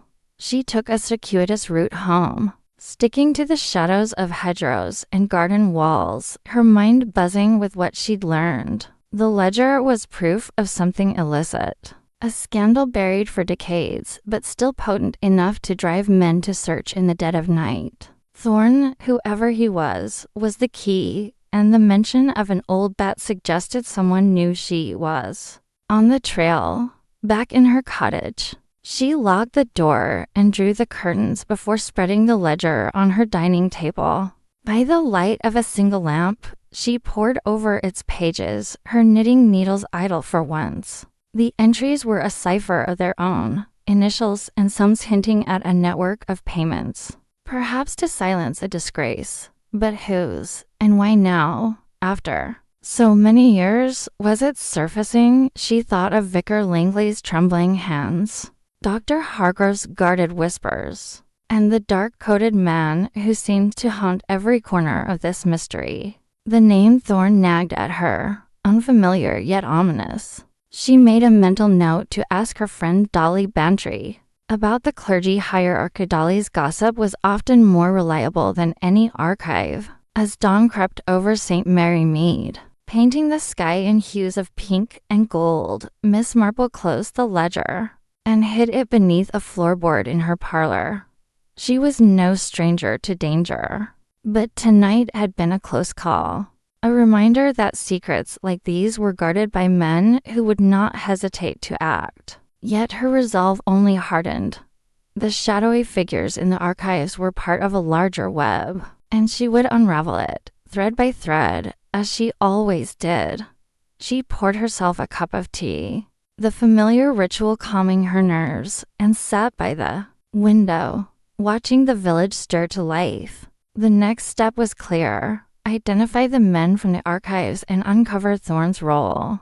But for now, she allowed herself a moment of quiet, the ledger's secrets safe beneath her floorboards, and the promise of justice burning bright in her sharp, unyielding mind. Chapter 6. The Vicar's Confession. The morning mist clung to the cobblestones of St. Mary Mead, curling around the ancient stone walls of the church like a whispered secret.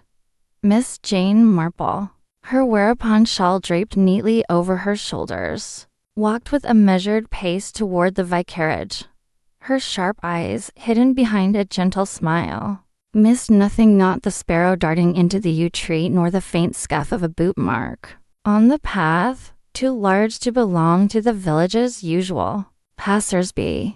The events of the past days weighed on her mind, the coded message, the curate's disappearance, and now the dusty ledger in the church archives, its pages heavy with the sins of decades past. She had a destination this morning, and it was not one she approached lightly. Vicar Langley, a man of quiet demeanor and nervous hands, was the next piece in this intricate puzzle. Miss Marple had always found him a curious figure, kindly, yes, but with a shadow of unease that flickered in his eyes when he thought no one was watching. His sermons were earnest, his smile warm, but there was something brittle beneath it, all like a teacup chipped at the rim. She had observed him at Sunday service, his fingers trembling as he turned the pages of his prayer book, his voice faltering when he spoke of forgiveness. And then, in the archives, she had seen his name, scrawled in the margins of the ledger, a fleeting reference, but enough to make her wonder. Today, she would confront him, not with accusation, but with the gentle persistence that had unraveled many a secret in St. Mary Mead. The vicarage was a modest affair, its rose-covered trellis sagging slightly under the weight of late summer blooms. Miss Marple knocked softly, her gloved hand steady. The door creaked open, revealing Mrs. Langley, a woman whose round face and flour-dusted apron suggested a life devoted to baking and parish duties. Her smile faltered as she saw Miss Marple, her eyes darting toward the hall behind her. "Good morning, Mrs. Langley," Miss Marple said, her voice as mild as a spring breeze. "I was hoping to have a word with the vicar. Is he at home?" Mrs. Langley hesitated, twisting a corner of her apron. "He's in his study, Miss Marple, but he's been a bit out of sorts. Perhaps another time." "Oh, it won't take long," Miss Marple replied, her tone disarming. "Just a small matter about the church fete. I wouldn't want to trouble him otherwise." Mrs. Langley's resistance crumbled under the weight of Miss Marple's gentle insistence. She stepped aside, murmuring something about tea, and Miss Marple made her way to the study. The door was ajar, and through the gap, she glimpsed Vicar Langley hunched over his desk, his head in his hands. A single candle burned low, casting long shadows across a clutter of papers and books. The air smelled of wax and old leather, with a faint tang of ink. "Vicar Langley?" Miss Marple's voice was soft but firm, like a tap on a window pane. He started, his head jerking up.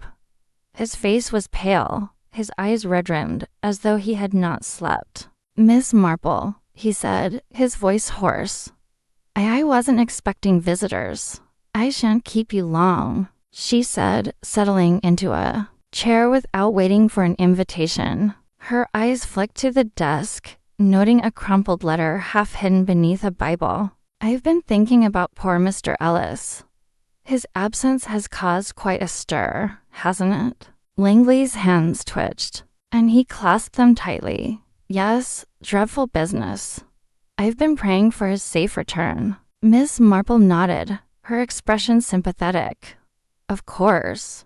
It's so unlike him to vanish without a word. I couldn't help but wonder if something was troubling him. Perhaps something he confided in you. The vicar's eyes widened, and, for a moment, she thought he might deny it. But then his shoulders sagged, and he leaned back in his chair, the fight draining out of him. You always see more than you let on, don't you, Miss Marple? He said, his voice barely above a whisper. She tilted her head, her gaze steady but kind. I only see what people choose to show, Vicar, and you seem to be carrying a heavy burden. Langley stared at her, his lips trembling. Then, with a suddenness that startled her, he stood and crossed to the window, pulling the curtain aside to peer into the garden. I don't know how you know, he said, his voice tight. But you're right. There's something I've kept hidden for too long. Miss Marple said nothing, letting the silence stretch. She had learned long ago that silence was often the best tool for coaxing out the truth. People, when left to their own thoughts, would fill the quiet with their secrets. It was years ago. Langley began, his back still to her, before I came to St. Mary Mead. My predecessor, Vicar Hawthorne, was a good man, but he made mistakes. Terrible mistakes. He turned, his eyes haunted. On his deathbed, he confessed to me. He spoke of a ledger, hidden in the church archives, that recorded church funds diverted for unsavory purposes. Miss Marple's heart quickened, but her face remained impassive. Unsavory purposes? She prompted gently. Langley sank back into his chair, his hands gripping the armrests. A clergyman, a man of some standing, had fallen into disgrace, not here, but in a parish far from here. There was a scandal, a child, born out of wedlock, to a woman who could not be named. The church, certain members of the clergy, they paid to keep it quiet. The funds were taken from donations, siphoned off over years. Hawthorne was part of it, though he swore he acted under pressure. Miss Marple's mind raced, piecing together the fragments, the ledger she had found in the archives. Its cryptic entries of sums and dates now made sense. But there was more to this story, she was certain. And you were sworn to secrecy, she asked. Langley nodded, his eyes glistening. Hawthorne begged me to protect the church's reputation. He said the scandal would destroy trust in the parish, in the clergy itself. I was young, new to my post. I thought I was doing the right thing. His voice broke, and he buried his face in his hands. But it's eaten at me ever since. And now, with Mr. Ellis gone, I fear it's all unraveling. Miss Marple leaned forward, her voice soft but insistent. Vicar, what does Mr. Ellis have to do with this? Langley's head snapped up, his eyes wide with fear. He found the ledger. I don't know how, but he came to me a week ago, agitated, asking questions. He said he'd seen something in the archives, something that didn't add up. I tried to dissuade him, to tell him it was an old matter, long buried. But he was determined. He said he had a duty to the truth. And then he disappeared, Miss Marple said, her tone thoughtful rather than accusing. Yes, Langley whispered. I swear, Miss Marple, I don't know where he went, but I'm afraid someone else knew he was asking questions. Someone who wanted the past to stay hidden. Miss Marple's mind whirred. The tall man in the dark coat, seen with Ellis the night he vanished. The coded message hinting at a meeting. The ledger, its secrets guarded by shadows. And now Langley's confession, a thread that tied it all together. But who was pulling the strings? Who had the power to silence a curious curate and keep a decades-old scandal buried? Vicar, she said, her voice firm. "You've carried this burden long enough. Will you help me find the truth for Mr. Ellis's sake and for the sake of the church you serve?" Langley looked at her, his eyes searching her face for judgment and finding none. Slowly, he nodded. "I'll do what I can, Miss Marple. But please be careful. Whoever is behind this, they're dangerous. I've felt it, like a shadow at my back." Miss Marple rose, smoothing her skirt. "I'm always careful, Vicar, and I have a knack for shining light into shadows." As she left the vicarage, the mist had begun to lift, revealing the spire of St. Mary's Church piercing the sky. But the weight of Langley's words lingered, heavy as the ledger itself. She thought of the reclusive Father Benedict, mentioned in passing by a parishioner as a man who might know more. He lived in a cottage on Willow Lane, far from the village's bustle, a man who had retreated from the world. If anyone knew the next piece of this puzzle, it was him. The walk to Willow Lane was a long one, and Miss Marple used the time to think. The scandal Langley described was no small matter, child. A cover-up, funds stolen from the faithful. It was the kind of secret that could topple reputations, even now, years later. But why had Ellis's curiosity provoked such a swift response, and who was the dark-coated man? Always lurking at the edges of her investigation, Willow Lane was little more than a dirt track, flanked by hedgerows and the occasional crumbling wall. Father Benedict's cottage sat at the end, its thatched roof sagging like an old hat. Miss Marple knocked, her heart steady despite the prickle of unease at the back of her neck. The door opened slowly, revealing a man whose face was a map of wrinkles, his eyes sharp but wary. "Father Benedict?" she said, her smile disarming. "I'm Jane Marple, from St. Mary Mead. I was hoping you might spare a moment to talk about old parish matters." His eyes narrowed, but he stepped aside, gesturing her into a parlor that smelled of wood smoke and thyme.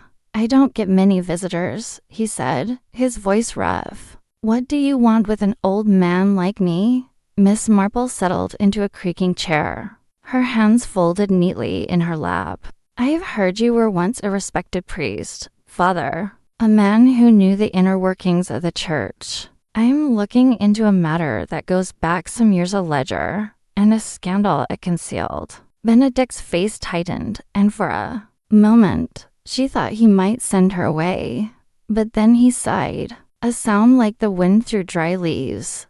"You're digging into dangerous ground, Miss Marple. Some secrets are better left buried." "Perhaps," she said, her tone mild. "But when a young man like Mr. Ellis goes missing, I find it hard to let things lie." Benedict's eyes flickered with something surprise, or perhaps recognition. "Ellis," he muttered. "He came here, too, asking questions he shouldn't have." Miss Marple leaned forward, her heart quickening. "When was this, Father?" "A few days before he vanished," Benedict said, his voice low. "He wanted to know about a powerful man in the clergy, someone who could make problems disappear. I told him to leave it alone, but he was stubborn, like you. And this man," Miss Marple pressed, "do you know his name?" Benedict hesitated, his hands trembling. Before he could answer, a sharp knock sounded at the door. His head jerked up, his face paling. "You should go," he said quickly. "Now?" Miss Marple rose, her mind racing. As she stepped outside, she caught a glimpse of a tall figure in a dark coat disappearing around the corner of the cottage. Her heart pounded, but she kept her pace steady, her eyes scanning the lane for any sign of pursuit. The dark-coated man was no stranger now. He was a shadow that followed this case, a thread she would have to pull. Back in her cottage, Miss Marple sat by the fire, her knitting needles clicking rhythmically. The pieces were coming together, but the picture was far from complete.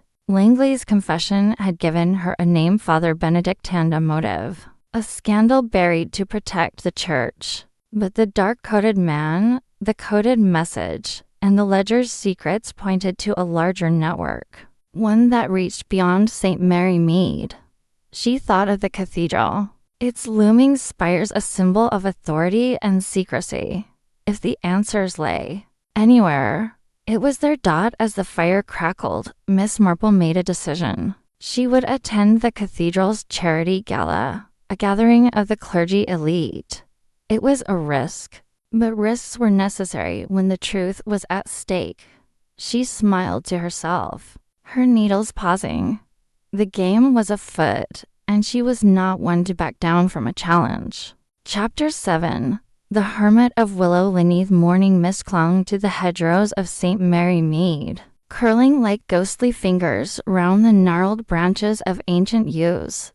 Miss Jane Marple, wrapped in her sensible tweed coat and a woolen scarf, stepped briskly along the narrow lane leading out of the village. Her destination was Willow Lane, a quiet, almost forgotten path that wound toward a solitary cottage where Father Benedict, a retired priest, had taken up residence. After leaving the clergy under mysterious circumstances, her conversation with Vicar Langley the previous day had pointed her here, to a man who might hold the key to the secrets swirling around the cryptic ledger, and the nervous curate's disappearance. The air was crisp, scented with damp earth and the faint sweetness of late-blooming honeysuckle. Miss Marple's sharp eyes scanned the surroundings, noting the faint tracks of a bicycle in the muddy verge and a discarded cigarette stub, its tip stained with an unusual shade of crimson lipstick. Curious, she thought, tucking the observation away. Father Benedict was said to live alone, a recluse who shunned visitors. Lipstick suggested otherwise. As she approached the cottage, its weathered stone facade emerged from the mist, ivy clinging to its walls like a protective shroud. The garden was overgrown, roses left to run wild, their thorns snagging at the hem of her skirt as she navigated the uneven path to the door. A brass knocker, shaped like a cross, hung heavily on the oak door. She rapped twice, the sound echoing. In the stillness, no answer came.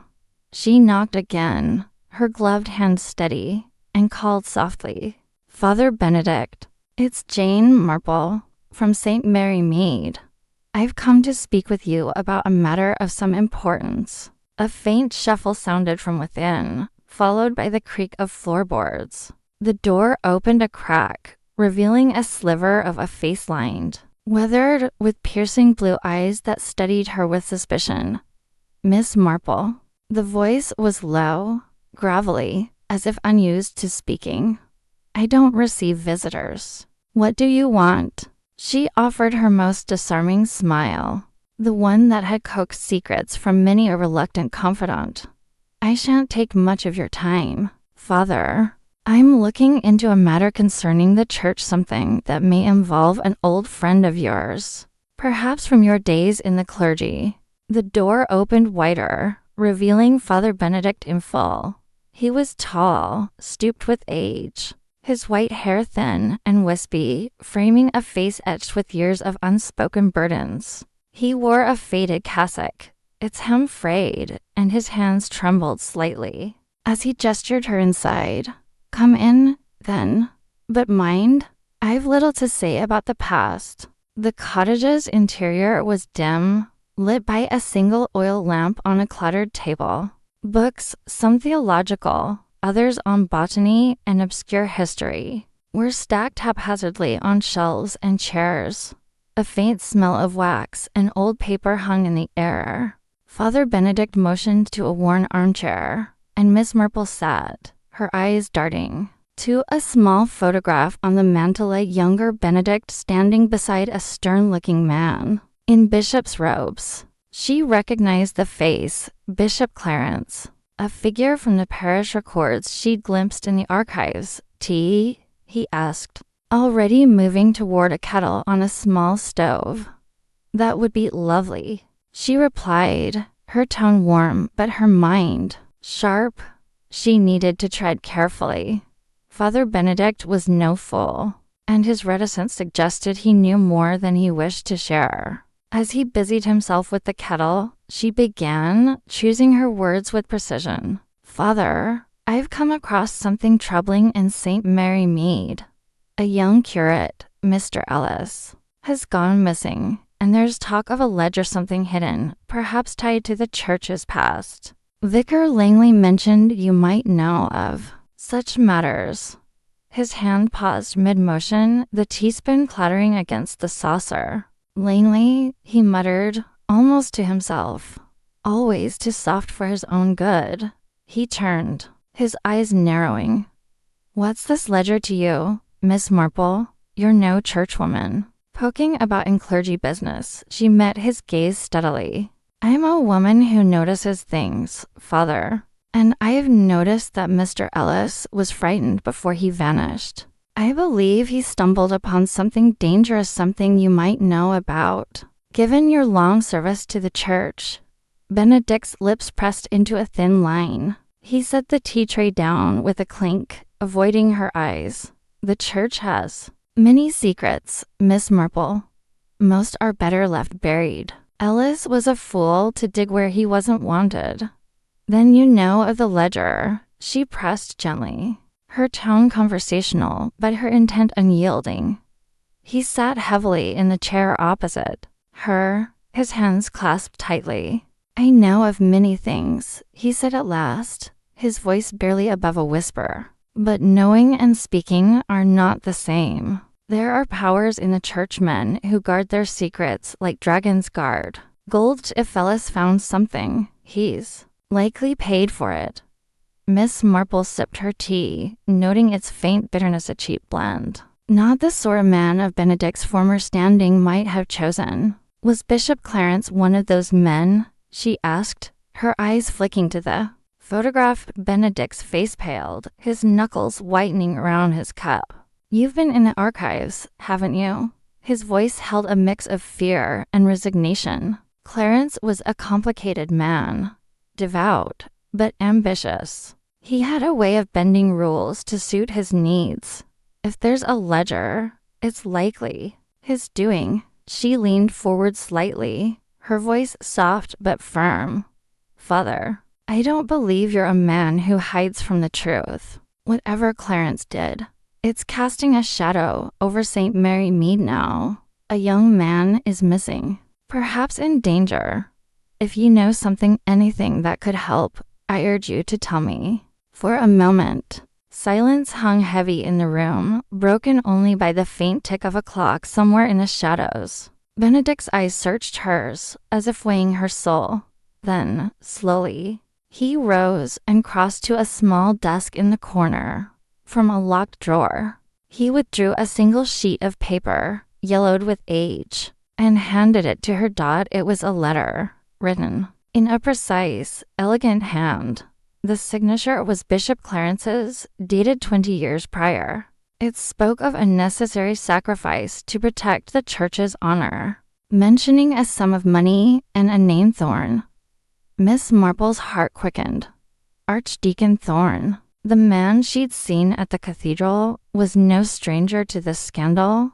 "Clarence wrote this to me before I left the clergy," Benedict said, his voice heavy.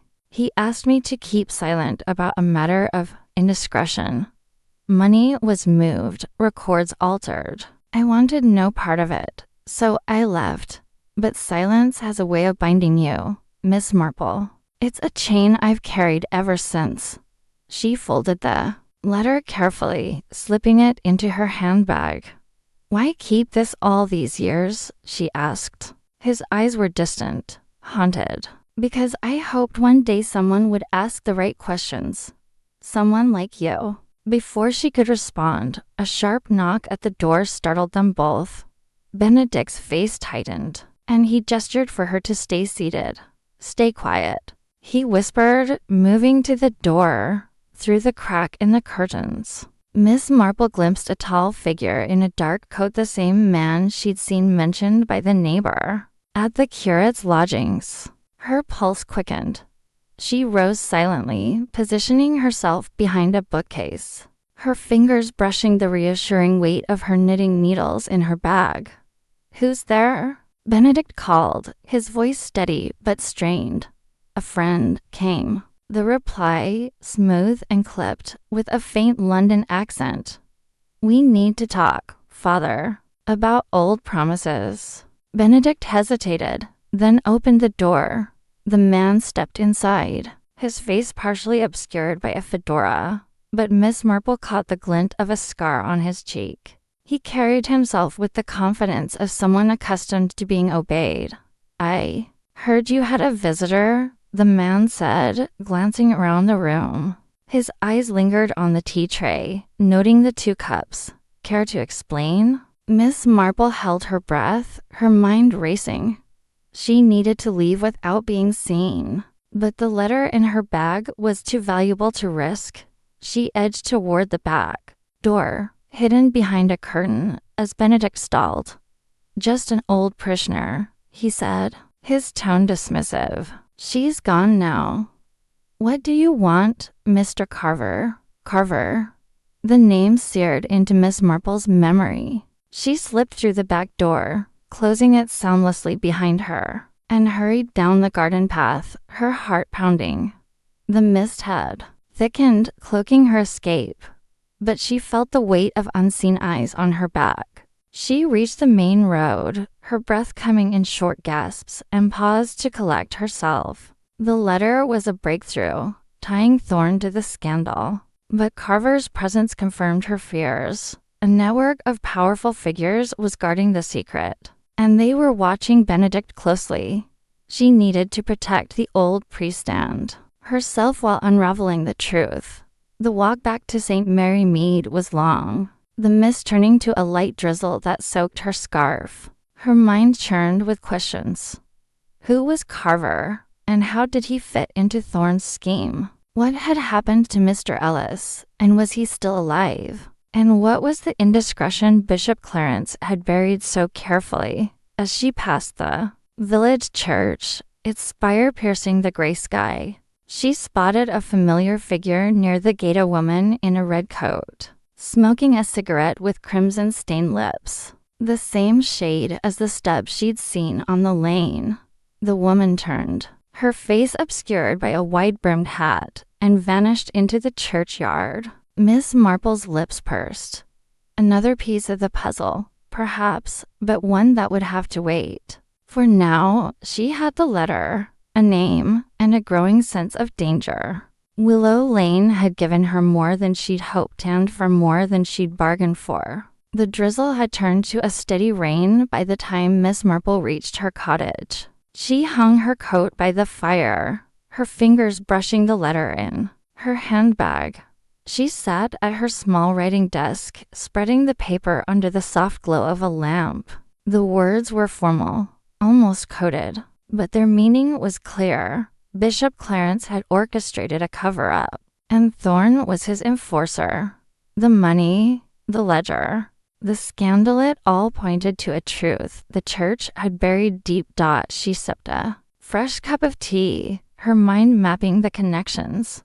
Benedict's fear, Carver's menace. The woman in the red coat, they were threads in a tapestry she was only beginning to understand. But one thing was certain. The answers lay with Archdeacon Thorne, and she would need to tread carefully to expose him. A knock at her door startled her. It was late, nearly dusk, and visitors were rare at this hour. She rose, her knitting needles in hand, a habit born of caution, and peered through the curtains. Dolly Bantry stood on the doorstep, her face pale and urgent. "Jane, you must come quickly," Dolly said as Miss Marple opened the door. "There's been a break-in at the vicarage. Langley's in a state, and he's asking for you." Miss Marple's heart sank. The net was tightening, and she was running out of time. She grabbed her coat, slipping the letter into a hidden pocket. "Tell me everything," she said, stepping into the rain. The vicarage was a scene of quiet chaos when they arrived. Vicar Langley stood in the parlor, wringing his hands as a constable scribbled notes. Papers were strewn across the floor, drawers yanked open, and a window pane shattered, letting in the damp night air. They took nothing valuable, Langley said, his voice trembling. But they went through my desk, my private papers. I think they were looking for something specific. Miss Marple's eyes narrowed. Something about the ledger, perhaps, she asked softly. Langley's face crumpled, and he nodded. I should have told you more, Jane. But I was afraid. After you left yesterday, I found a note slipped under my door. It said, "Keep silent, or you'll end like Ellis." Dolly gasped, but Miss Marple remained calm, her mind racing. Did you see anyone suspicious tonight? She asked. Langley hesitated. There was a man in the churchyard earlier, tall, in a dark coat. I thought he was just passing through, but now, Carver, she thought. He was circling closer, tying up loose ends. She patted Langley's arm reassuringly. We'll get to the bottom of this, Vicar. But you must trust me completely now. No more secrets. As the constable finished his questions, and Dolly fussed over Langley, Miss Marple stepped outside, scanning the darkened churchyard. The rain had stopped, leaving the air heavy with the scent of wet grass. In the distance, a figure moved swiftly through the shadows. Too far to identify, but unmistakable in its purpose, she returned to her cottage later that night. Her resolve hardened. Carver was no mere thug. He was a hunter, and she was now in his sights. But Miss Marple was no stranger to danger. She would visit the cathedral gala, as planned, and confront Thorne on his own ground. The letter from Benedict was her weapon, and she would wield it carefully. As she settled by the fire, her knitting needles clicking rhythmically, she thought of Father Benedict, alone in his cottage, and the woman in the red coat, whose role in this mystery was still a blank page. Tomorrow, she would begin to fill it in. The clock struck 10, and Miss Marple allowed herself a small smile. The game was afoot, and she was ready to play. Chapter 8. A dangerous encounter. Late afternoon sun dipped low over St. Mary Mead, casting long shadows across the cobblestone paths that wound through the village. Miss Jane Marple, her sensible shoes clicking softly against the stones, walked with a purposeful air, though her eyes darted about with the keen awareness of a hawk. Her mind buzzed with the fragments of clues she had gathered, the coded message, the missing curate, the nervous bishop, and the dusty ledger that hinted at a scandal buried deep within the clergy. Each piece was a thread in a tapestry she was determined to unravel, and her latest lead, the mention of a final reckoning at the cathedral, had set her course toward the bustling market square. The air was thick with the scent of fresh bread and roasted chestnuts as Miss Marple approached the market. Stalls lined the square, their awnings fluttering in the gentle breeze, and villagers milled about, haggling over apples or pausing to gossip. She adjusted her hat, a modest affair adorned with a single feather, and clutched her worn handbag a little tighter. Her destination was the cathedral, where a charity gala was to be held in today's time. But first, she needed to clear her mind and piece together the puzzle of the dark-coated man who had become an unsettling shadow in her investigation. As she passed Mrs. Price's flower stall, Miss Marple's sharp eyes caught a flicker of movement to her left. A tall figure, clad in a long, dark coat, lingered near the butcher's cart, his face half hidden by the brim of a hat pulled low. Her heart quickened, but she kept her pace steady, her expression one of mild curiosity as she pretended to examine a bouquet of chrysanthemums. The man's presence was no coincidence. She had seen him before, watching Father Benedict's cottage, and now he was here, trailing her through the market. Miss Marple's instincts, honed by years of observing human nature, told her he was no mere bystander. Lovely blooms, aren't they, Miss Marple?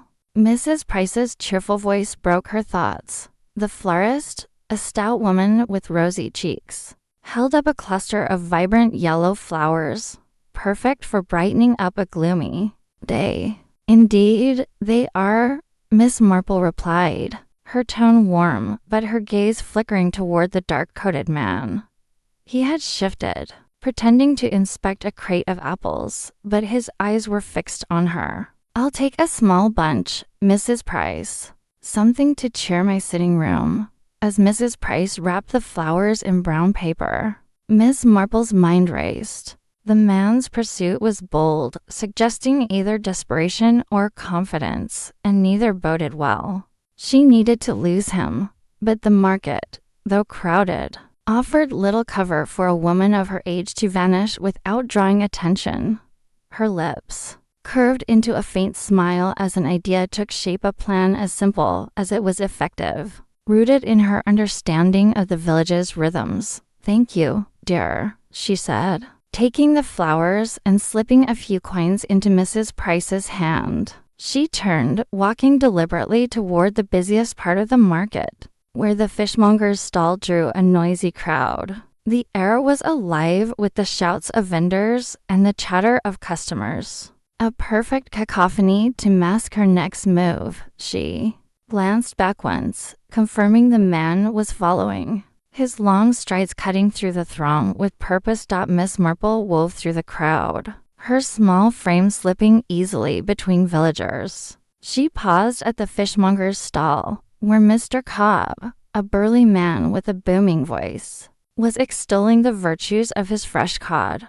"Caught this morning, ladies and gentlemen. Finest fish in St. Mary Mead," he bellowed, waving a glistening fillet. "Mr. Cobb," Miss Marple said, her voice carrying just enough to be heard over the din. "I'm in a bit of a rush today, but I'll take a small piece of that cod. Could you make it quick?" "Of course, Miss Marple," Mr. Cobb replied, his grin wide. He began wrapping the fish, but Miss Marple's attention was elsewhere. She had spotted a narrow alleyway just beyond the stall, partially hidden by a stack of crates and a fluttering tarp. It led to the back of the baker's shop, where a delivery cart often parked, a route she knew well from her daily walks. As Mr. Cobb handed her the wrapped fish, Miss Marple leaned in, lowering her voice. "Might I slip out the back, Mr. Cobb?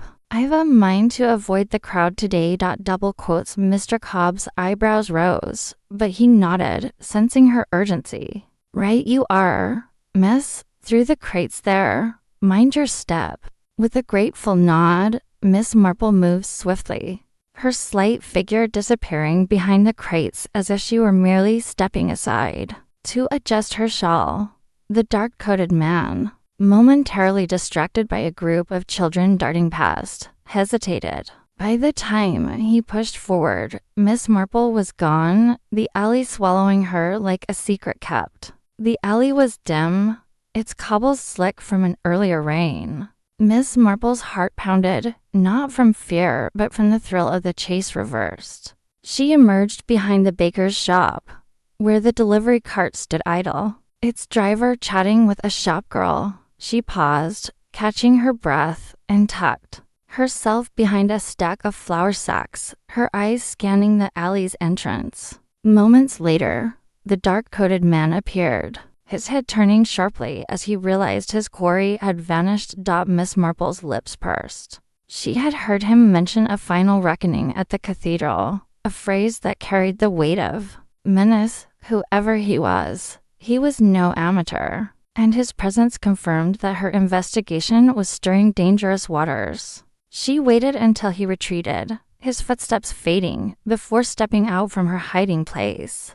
The market's noise felt distant now, the world sharpened by the knowledge that she was not merely an observer but a target. Instead of returning home, Miss Marple took a circuitous route through the village, her mind turning over the encounter. The dark-coated man was likely a hired hand, someone sent to watch or intimidate.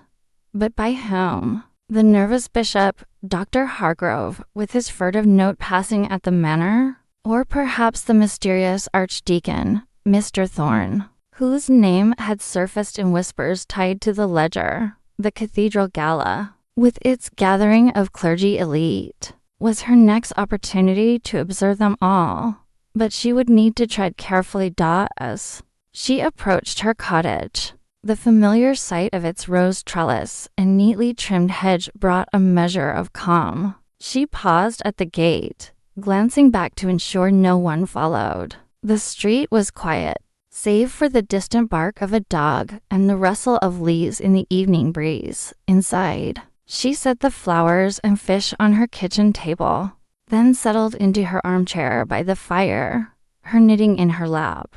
The needles clicked rhythmically, a counterpoint to her racing thoughts. The gala would be a masquerade of sorts, not just in costume, but in motive. The clergy, with their polished sermons and charitable smiles, hid secrets as old as the stones of the cathedral itself. Miss Marple's fingers paused, the yarn dangling. She recalled a conversation from years ago with her old friend, Colonel Bantry, about human nature. People wear masks, Jane, not just at parties, but every day. The trick is knowing when they slip. She rose, moving to her writing desk, where she kept a small notebook. In it, she jotted down her observations. Dark-coated man, tall, mid-40s, possibly hired. Mentioned final reckoning at cathedral. Connection to Hargrove or Thorn. Gala key to uncovering next clue. She closed the notebook, her resolve hardening. The gala was not just an event but a stage, and she would play her part with the precision of a seasoned actress. The next morning, Miss Marple visited her friend Dolly Bantry at Gossington Hall. Dolly, a lively woman with a penchant for gossip, was delighted to see her. Over tea and scones, Miss Marple broached the subject of the gala. "Dolly, dear, I've a mind to attend the cathedral's charity event, but I'll need something a bit grander than my usual frock. Have you anything I might borrow?" Dolly's eyes sparkled with mischief. "Jane Marple at a gala. This I must see. I've got just the thing, a lovely gown from my London days. A bit of velvet and lace, perfect for blending in with the high and mighty." She led Miss Marple to a wardrobe, pulling out a deep blue gown with a subtle shimmer. "Try this. And don't tell me you're just going for the music and sandwiches, Miss." Marple smiled, her eyes twinkling. "Let's just say I'm curious about the company." The day of the gala arrived, and Miss Marple, transformed by the borrowed gown, stepped into the cathedral's grand hall. The space was aglow with chandeliers, their light dancing on the polished stone floor. Clergy and local gentry mingled, their laughter mingling with the strains of a string quartet. Miss Marple moved through the crowd, her appearance unassuming yet elegant, her eyes sharp as she scanned the room. Dr. Hargrove stood near a pillar, his face pale as he spoke to a young deacon. Miss Marple noted the deacon's nervous fidgeting, his hands clutching a glass of punch too tightly. Across the room, Mr. Thorne, the archdeacon, held court with a group of older clergymen. His smile polished, but his eyes cold. She edged closer, catching snippets of conversation about charitable funds and discretion. As she passed a refreshment table, Miss Marple's attention was drawn to a young woman in a green dress, her face partially hidden by a fan. The woman's posture was tense, her eyes darting toward Thorne. Miss Marple's curiosity piqued. She had not seen this woman before, yet her demeanor suggested involvement. Before she could approach, a commotion broke out near the entrance. A late arrival, a man in a clerical collar, stumbled into the hall, his face flushed. "The ledger," he gasped, loud enough to draw gasps from nearby guests. "It's gone." Dr. Hargrove's head snapped up, his glass slipping from his hand and shattering on the floor. Thorne's smile froze, and the young woman in green vanished into the crowd. Miss Marple's heart raced. The ledger, her ledger, the one she had found in the archives, was the key to the scandal. Its theft meant someone knew she was closing in. She slipped toward a side door, her mind racing. The dark-coated man's words echoed, final reckoning. Whatever it meant, it was happening soon, and she needed to act fast. Outside, the night air was cool, the cathedral's spires looming against the starry sky. Miss Marple paused, her breath visible in the chill. She had evaded danger in the market, but the gala was a different beast, a web of secrets spun by powerful men. She clutched the invitation she had found earlier, dropped by the young deacon. It was for a private meeting in the cathedral's crypt, set for midnight the following night. As she walked home, the village silent around her, Miss Marple felt the weight of her task. The dark-coated man, the stolen ledger, the nervous clergy, all were pieces of a puzzle that threatened to unravel the church's facade. She was shaken but undeterred, her mind already planning her next move. The crypt meeting would be her chance to confront the truth, but she would need to be cleverer than ever to avoid the shadows closing in. Chapter 9.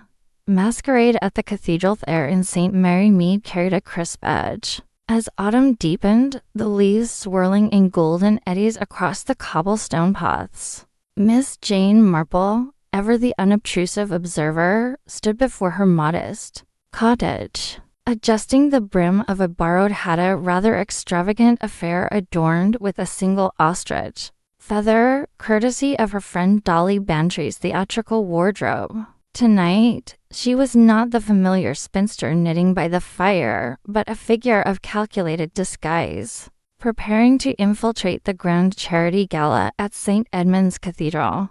The event promised a gathering of the diocese's elite, and with it, a chance to uncover the threads of a scandal that had already cost a young curate his peace and perhaps more. The gala was the talk of the county, an annual affair where the clergy mingled with local gentry, their finery a stark contrast to the humble sermons they preached. Miss Marple had secured an invitation through a fortuitous chain of village gossip, and a well-timed favor from Mrs. Clement, the vicar's wife, who had an extra ticket due to a last-minute cancellation.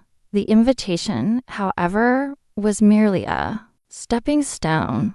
Tucked in her handbag was another, more perilous prize, a small, embossed card she had retrieved from the cathedral floor, dropped by a careless hand during a heated exchange. It bore a time and place for a private meeting, and Miss Marple intended to be there, unseen, to learn what secrets the clergy guarded so fiercely. As she boarded the evening bus to the cathedral town, the feather bobbing with each jolt of the road, Miss Marple's mind was sharp, piecing together the fragments of her investigation. The coded message from the churchyard, the missing curate Mr Ellis, the nervous Bishop Hargrove, and now the mysterious Archdeacon Thorneych was a thread in a tapestry of deceit.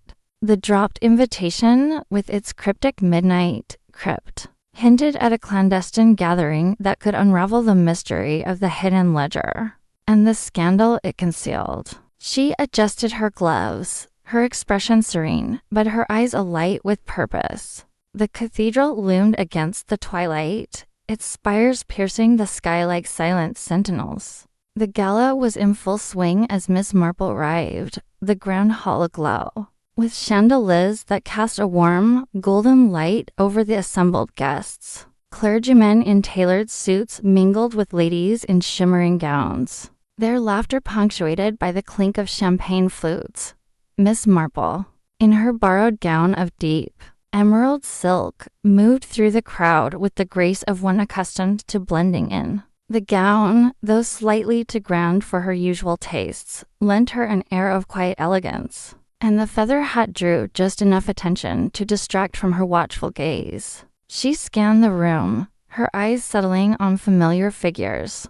Bishop Hargrove stood near a marble pillar, his face drawn as he conversed with a portly landowner, his fingers twitching as if longing to clutch the prayer book he usually carried. Across the hall, Archdeacon Thorne held court among a cluster of younger deacons, his smile polished, but his eyes cold, darting to the edges of the room as if expecting an interruption. Miss Marple noted the young deacon at his side, a nervous-looking man with a shock of red hair, who seemed to hang on Thorne's every word. Her attention sharpened when she saw Thorne slip a sealed envelope into the deacon's pocket. The gesture so swift it might have gone unnoticed by anyone less observant. "Oh, Miss Marple, you do look splendid," came a voice, bright and familiar. It was Mrs. Clement, bustling over in a gown of lavender taffeta, her cheeks flushed with the excitement of the evening. "I never thought you'd come to such a grand affair. Are you enjoying yourself?" Miss Marple smiled, her tone warm but measured. "It's quite the spectacle, Mrs. Clement. So many faces, so many stories. One can't help but observe." Mrs. Clement laughed, oblivious to the weight of Miss Marple's words. "You and your observations. Well, do try the canapes there. Divine. And have you seen the bishop? Poor man looks positively haunted tonight."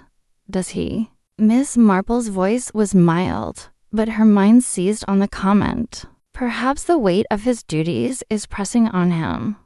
Mrs. Clement leaned closer, her voice dropping to a conspiratorial whisper.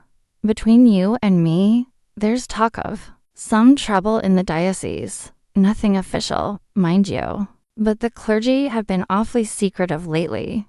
Why, even my husband's been tight-lipped. And you know how he loves to chat." Miss Marple nodded, filing away the tidbit. "How curious. I suppose such gatherings bring all sorts of whispers to the surface." As Mrs. Clement was drawn away by another guest, Miss Marple drifted toward a quieter corner of the hall, where a string quartet played a soft waltz. She positioned herself near a velvet-draped window, her reflection a ghostly outline against the darkened glass. From here, she could watch Thorne and the red-haired deacon without drawing attention. The deacon, whom she overheard addressed as Mr. Finch, seemed ill at ease, his fingers brushing the pocket where the envelope lay.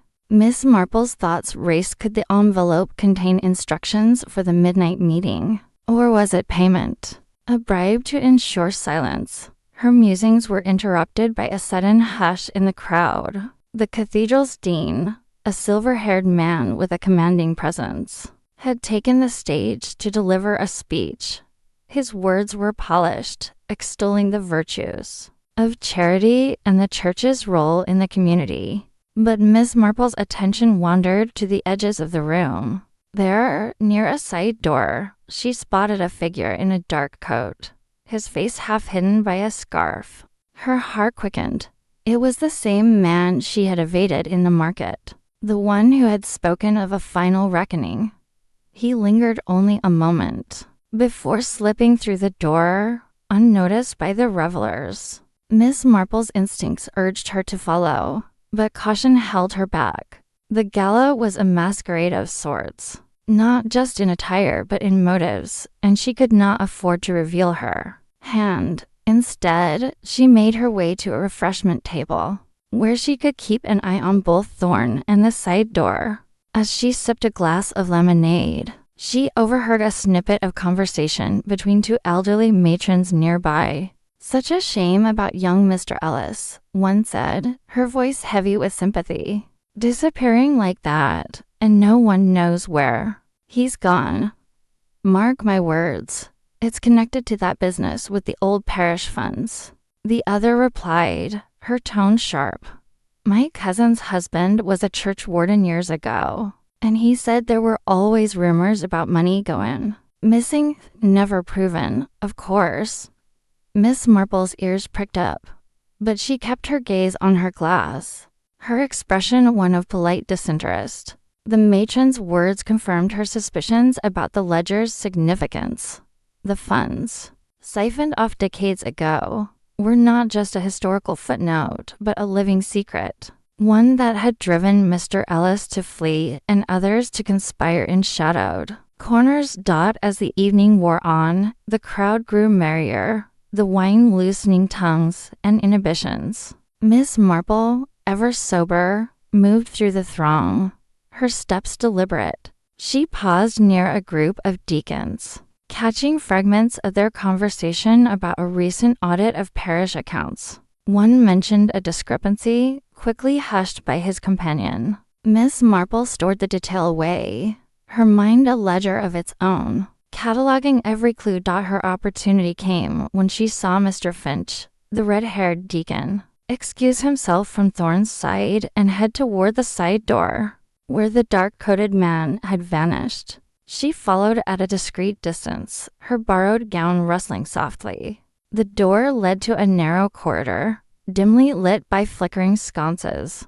Miss Marple hesitated, aware of the risk, but the dropped invitation burned in her mind. If she was to learn the truth, she had to act. The corridor opened into a small antechamber, where Finch stood alone, staring at a tapestry depicting St. Edmund's martyrdom. He clutched the envelope, his face pale. Miss Marple slipped behind a pillar, her breath shallow. Before she could decide her next move, the dark-coated man emerged from a shadowed doorway, his scarf now lowered to reveal a gaunt face and piercing eyes. "You have it?" the man asked, his voice low and urgent. Finch nodded, handing over the envelope. "It's all there, as he instructed. But I don't like this, Mr. Vance. If anyone finds out, they won't." Vance cut in sharply. "Thorne's got everything under control. Just do your part, and you'll be taken care of." Miss Marple's heart pounded. Vance, the name was new, another piece of the puzzle. She strained to hear more, but the men's voices dropped to a whisper. Suddenly, Finch glanced around, his eyes darting toward her hiding place. She froze, pressing herself against the pillar, the feather of her hat brushing the cold stone. For a moment, she thought she was discovered, but Finch's gaze passed over her, and he turned back to Vance.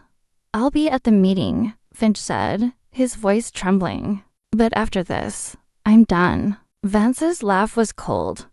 "You're done when Thorne says you are." As the men parted, Miss Marple slipped back into the corridor, her mind racing. The midnight meeting in the crypt was no mere rumor, it was the heart of the conspiracy. But what was in the envelope, and why was Finch so afraid? She returned to the gala, her composure intact, but her resolve hardened. She needed to be at that meeting, no matter the cost. The hours until midnight passed in a blur of music and chatter. Miss Marple mingled, her smiles masking her purpose as she kept Thorne and Finch in her sights. She noted how Thorne's charm never wavered, yet his eyes betrayed a constant vigilance. When the cathedral clock struck 11, she made her excuses to Mrs. Clement, claiming a headache, and slipped into a cloakroom to prepare. The borrowed invitation was her key, but she would need more than that to pass unnoticed in the crypt. In the cloakroom, she found a discarded shawl, plain but serviceable, and draped it over her gown, tucking the feather hat beneath a pile of coats. She loosened her hair slightly, adopting the wary posture of a parish volunteer who had stayed late to help. The transformation was subtle but effective. Miss Marple, the society guest, became Miss Marple, the invisible helper. As the gala began to wind down, she made her way to the cathedral's lower levels, guided by the invitation's directions. The crypt was accessed through a side chapel, its entrance marked by a heavy iron gate. She waited in the shadows, watching as a handful of figures, clergymen and a few laymen, slipped through the gate, their faces obscured by the dim light. Among them, she recognized Thorne's tall frame and Finch's nervous gait. Vance was there too, his dark coat unmistakable. Miss Marple took a deep breath, clutching the invitation like a talisman, and approached the gate. A stern-faced verger stood guard, his lantern casting long shadows. She presented the invitation with a timid smile, her voice soft. "I'm here to assist with the committee meeting. Mrs. Clement sent me." The verger barely glanced at the card before nodding, his attention already elsewhere. Down the stairs, "Miss, don't dawdle." She descended into the crypt. the air growing cooler and heavier with each step. The chamber was vast, its stone walls lined with ancient tombs, their inscriptions worn by time. A single lantern hung from a chain, casting a feeble glow over the gathered men. Miss Marple slipped into a shadowed alcove, her heart racing but her mind clear.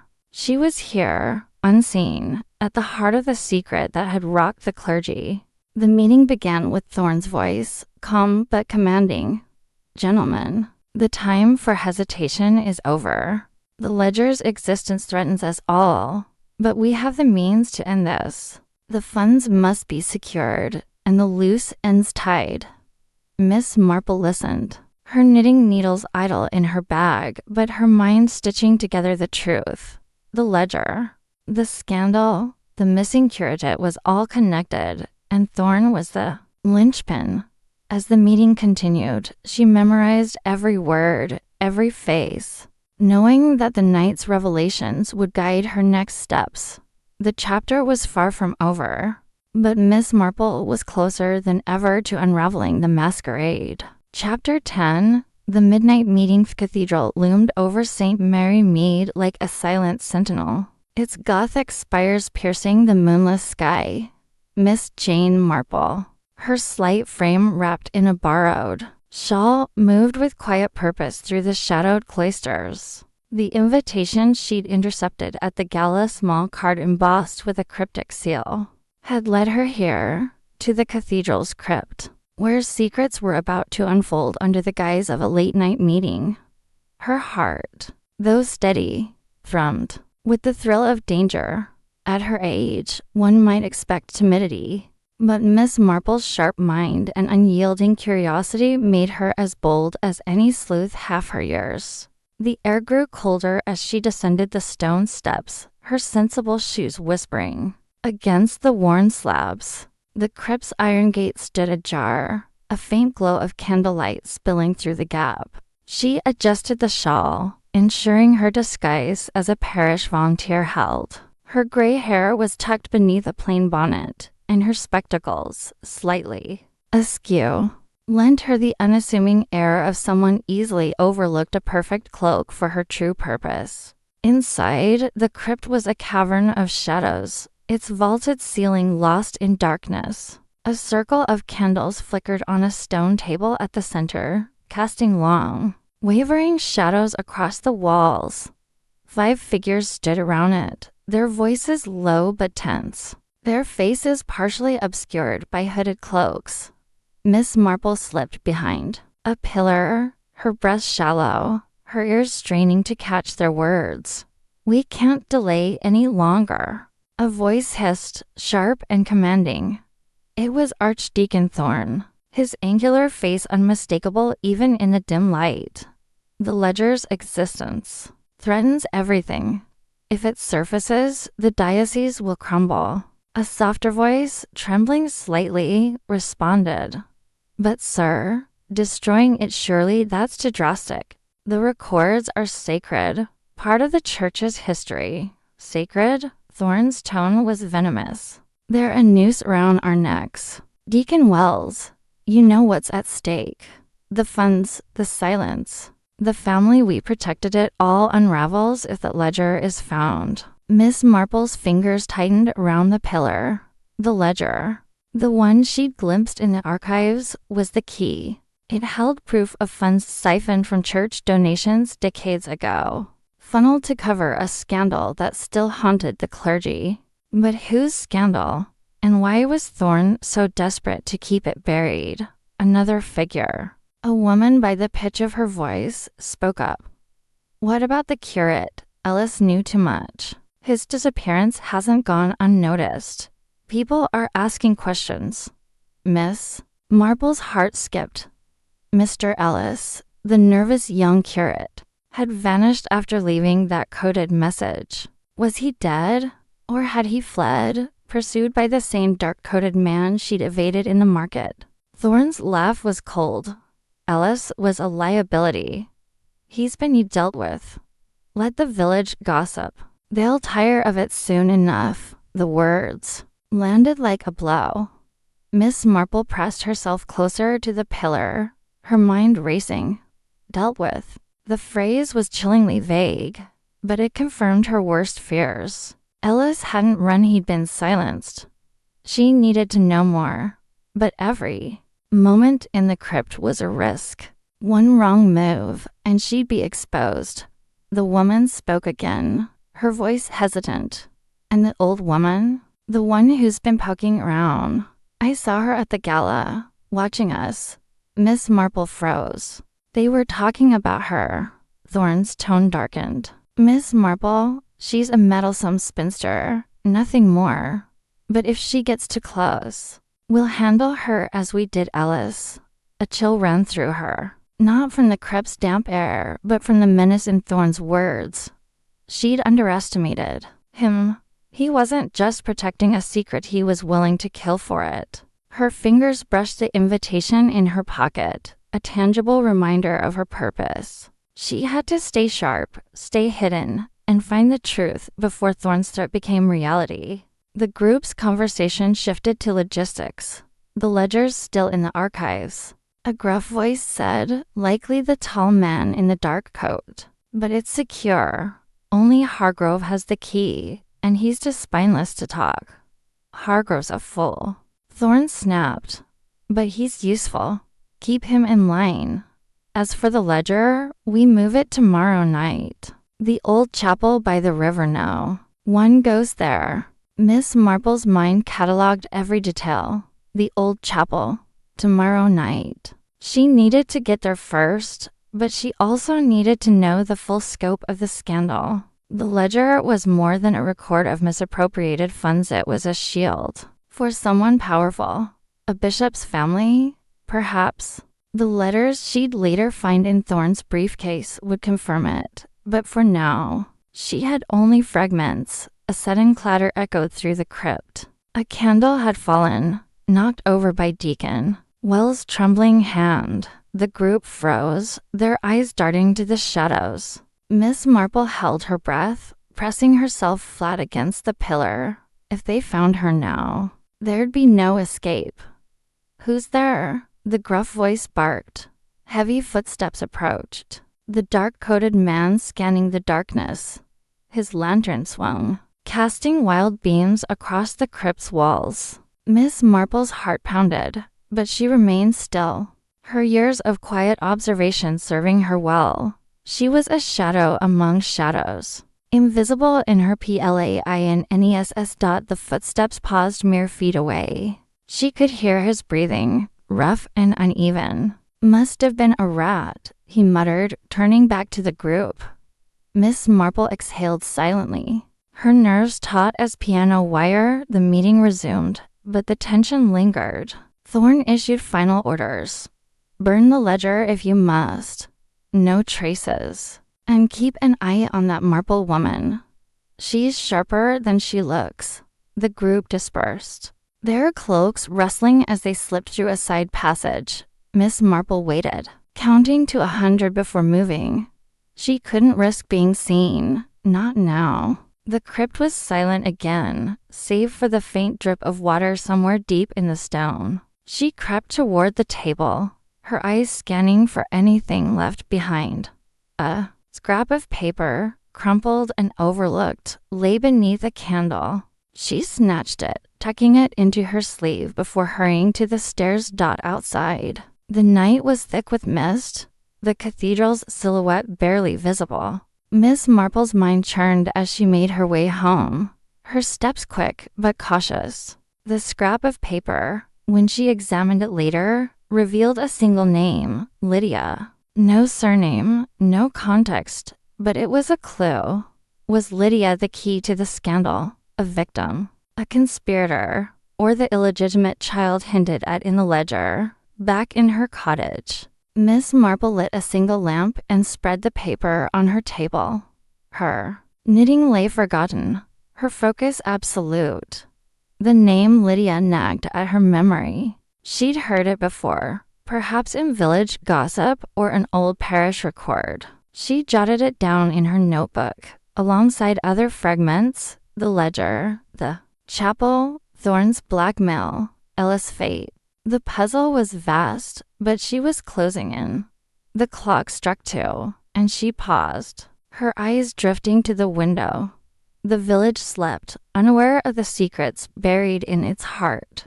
Miss Marple's thoughts turned to Ellis. Poor, nervous Mr. Ellis, who'd stumbled onto something too big for him. She felt a pang of guilt she hadn't acted quickly enough to save him. But she could still bring his killers to justice. The next day, she'd visit the old chapel. But first, she needed a plan. Thorn was dangerous, his network deeper than she'd imagined. She couldn't confront him alone. Her nephew Raymond, with his connections, might help, and Dolly Bantry's knack for disarming the pompous could prove useful.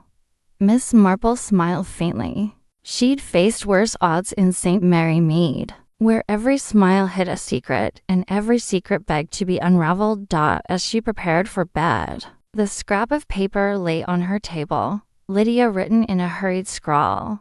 It was a name, a whisper, a key. And Miss Marple, with her unassuming air and relentless mind, was determined to turn it in the lock.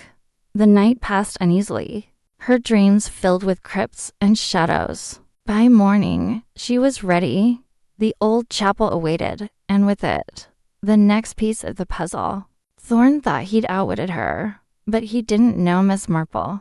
She was no mere spinster. She was a force, quiet as a breeze, sharp as a blade, and as inevitable as the truth itself. Chapter 11. The Archdeacon's Sacroth. Late afternoon sun filtered through the lace curtains of Miss Jane Marple's cottage, casting delicate patterns across the polished oak table where she sat, her hands folded neatly over a cup of Earl Grey.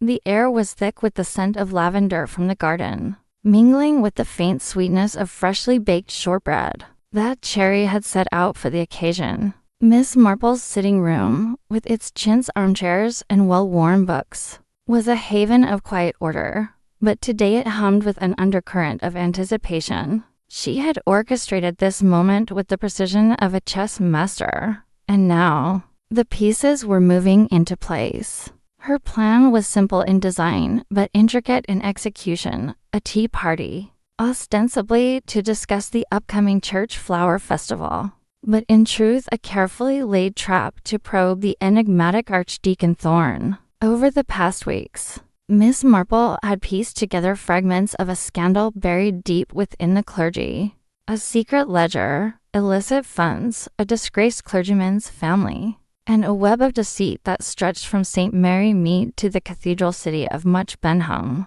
At the heart of it all stood Mr. Reginald Thorn, the Archdeacon, whose polished demeanor and authoritative presence masked a calculating mind. She had seen the way he moved through the cathedral, gala, slipping sealed envelopes to subordinates, his eyes always scanning for threats. She had overheard whispers of a family shame and found letters in his briefcase, hinting at blackmail. Today, she would test him, and she had enlisted her old friend Dolly Bantry to make it happen. Dolly, with her knack for social maneuvering, had extended the invitation to Thorn, framing it as a harmless gathering of village notables.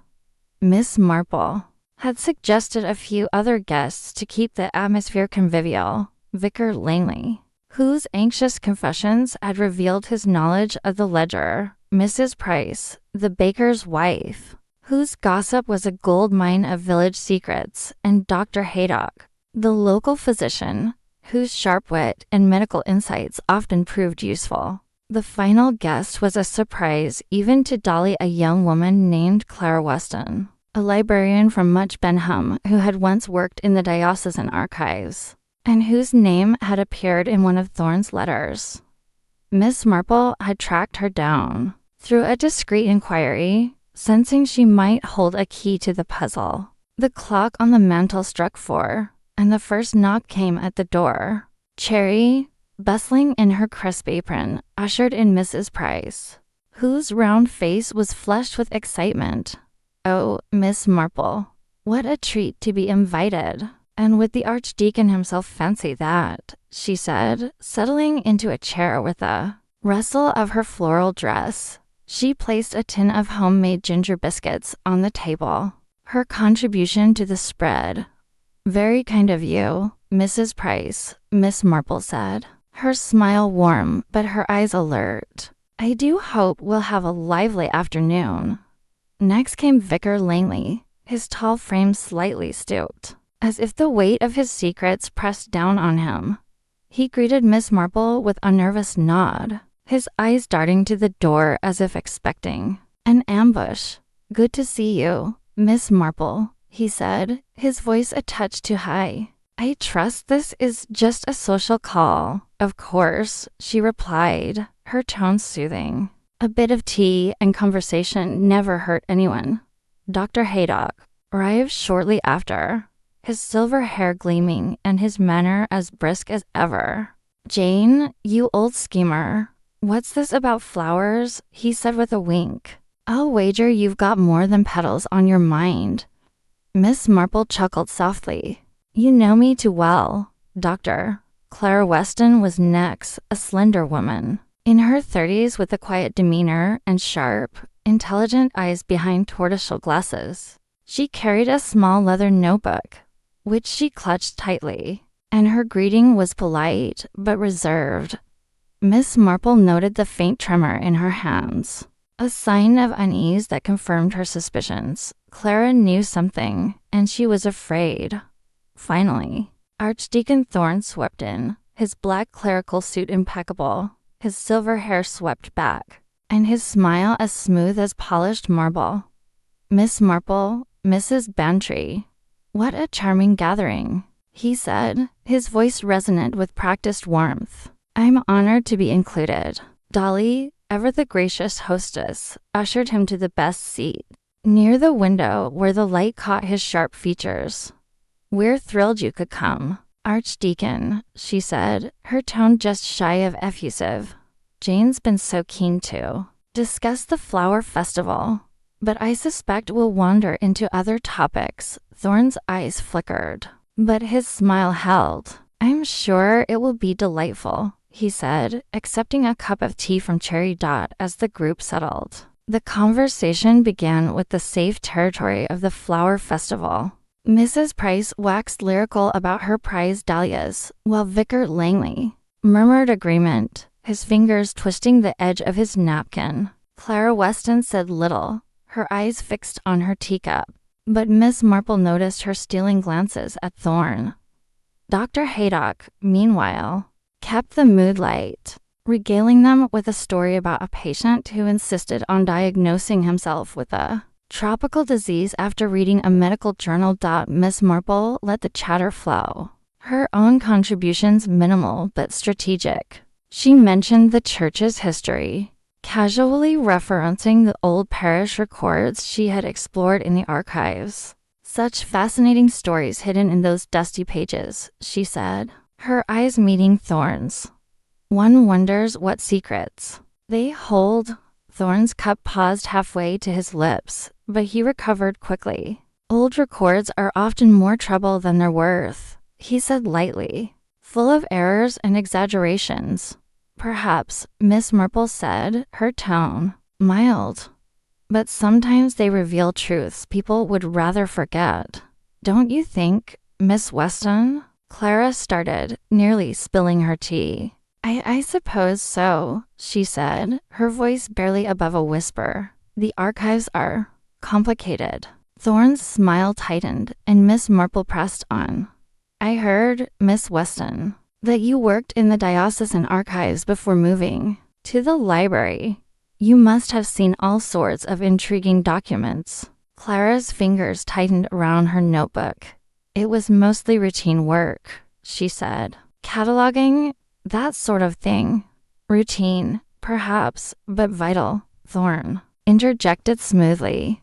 The church relies on diligent souls like Miss Weston to keep its history in order. Miss Marple nodded, her eyes never leaving Clara's face.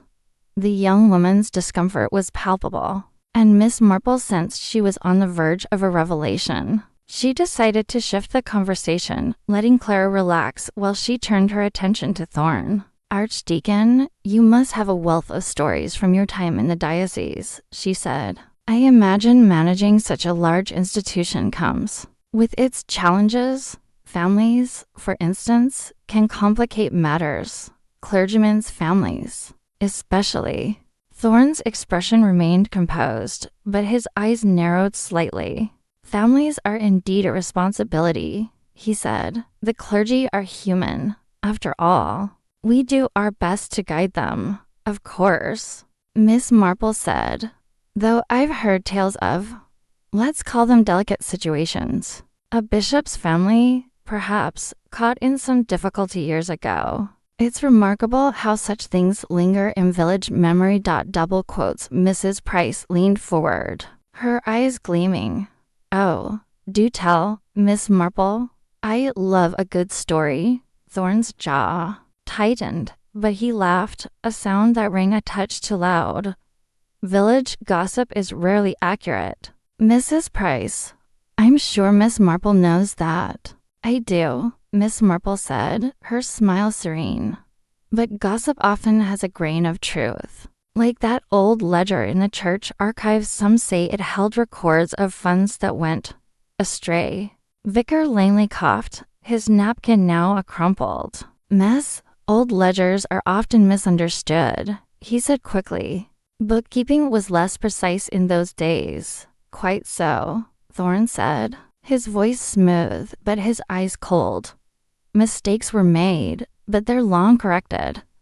Miss Marple sipped her tea, letting the silence stretch. She had planted the seed, and now she watched for the reaction. Clara Weston's face was pale, her notebook now open on her lap, her fingers tracing invisible lines. Dr. Haydock, sensing the tension, steered the conversation back to safer ground, asking Thorne about his plans for the cathedral's restoration. As the tea party continued, Miss Marple excused herself to fetch more biscuits, signaling Cherry to follow her to the kitchen. Once out of earshot, she spoke softly. Cherry, keep an eye on Miss Weston. She's nervous, and I suspect she knows more than she's letting on. If she tries to leave early, let me know. Cherry nodded, her eyes wide. You think she's mixed up in something, miss? I think she's frightened, Miss Marple said, and frightened people often hold the key to secrets. Back in the sitting room, the conversation had turned to the weather, a safe topic that allowed Miss Marple to observe without drawing attention. She noted Thorne's calculated charm, the way he deflected questions with anecdotes, and the subtle glances he exchanged with Vicar Langley. Clara, meanwhile, seemed to shrink into her chair, her notebook now closed but still clutched tightly. As the guests began to depart, Miss Marple made her move. She approached Thorne, her manner all innocence. Archdeacon, I nearly forgot I found something curious the other day. A scrap of paper in the churchyard with numbers and letters. It looked like a code. Silly, perhaps, but I thought you might know what it meant. Thorne's smile froze, and for a moment, his eyes betrayed a flicker of alarm. A code? Probably some child's game, he said, recovering quickly. Children are always leaving odd things about. Perhaps, Miss Marple said, but it mentions Saint C and a Tyne. I wondered if it was related to the cathedral. Thorne's expression hardened, but he maintained his composure. I'm sure it's nothing, but if you find it again, do let me know. I'd hate for anything to trouble the parish. Of course, Miss Marple said, her smile unwavering. She watched as he left, his stride brisk, and turned to Clara, who lingered by the door. Miss Weston, might I have a word? Clara hesitated, then nodded. Yes, Miss Marple. What is it? They stepped into the hall, away from the others. Miss Marple's voice was gentle but firm. I couldn't help but notice you seemed uneasy when we spoke of the archives. If there's something troubling you, my dear, I assure you I'm a good listener. Clara's eyes filled with tears, but she shook her head. It's nothing. Just old memories. I should go. Miss Marple placed a hand on her arm. If you change your mind, my door is always open. As Clara hurried away, Miss Marple returned to the sitting room, where Dolly was tidying up. Well, Jane, that was a performance, Dolly said. I swear I saw Thorne flinch when you mentioned that ledger. He did, Miss Marple said, her eyes thoughtful. And Miss Weston knows something too. I'll need to speak with her. Again, but carefully. She's scared, Dolly, and frightened people can be unpredictable. That evening, after the guests had gone, Miss Marple sat by her fire, her knitting untouched. The tea party had confirmed her suspicions. Thorne was at the center of the scandal, and Clara Weston was a reluctant witness. But she needed more than suspicions, she needed proof. The letters in Thorne's briefcase, which she had glimpsed during a moment of distraction at the cathedral gala, were her next target. They hinted at blackmail, and she suspected they named the family at the heart of the scandal. She rose and crossed to her writing desk, where she kept a small locked box.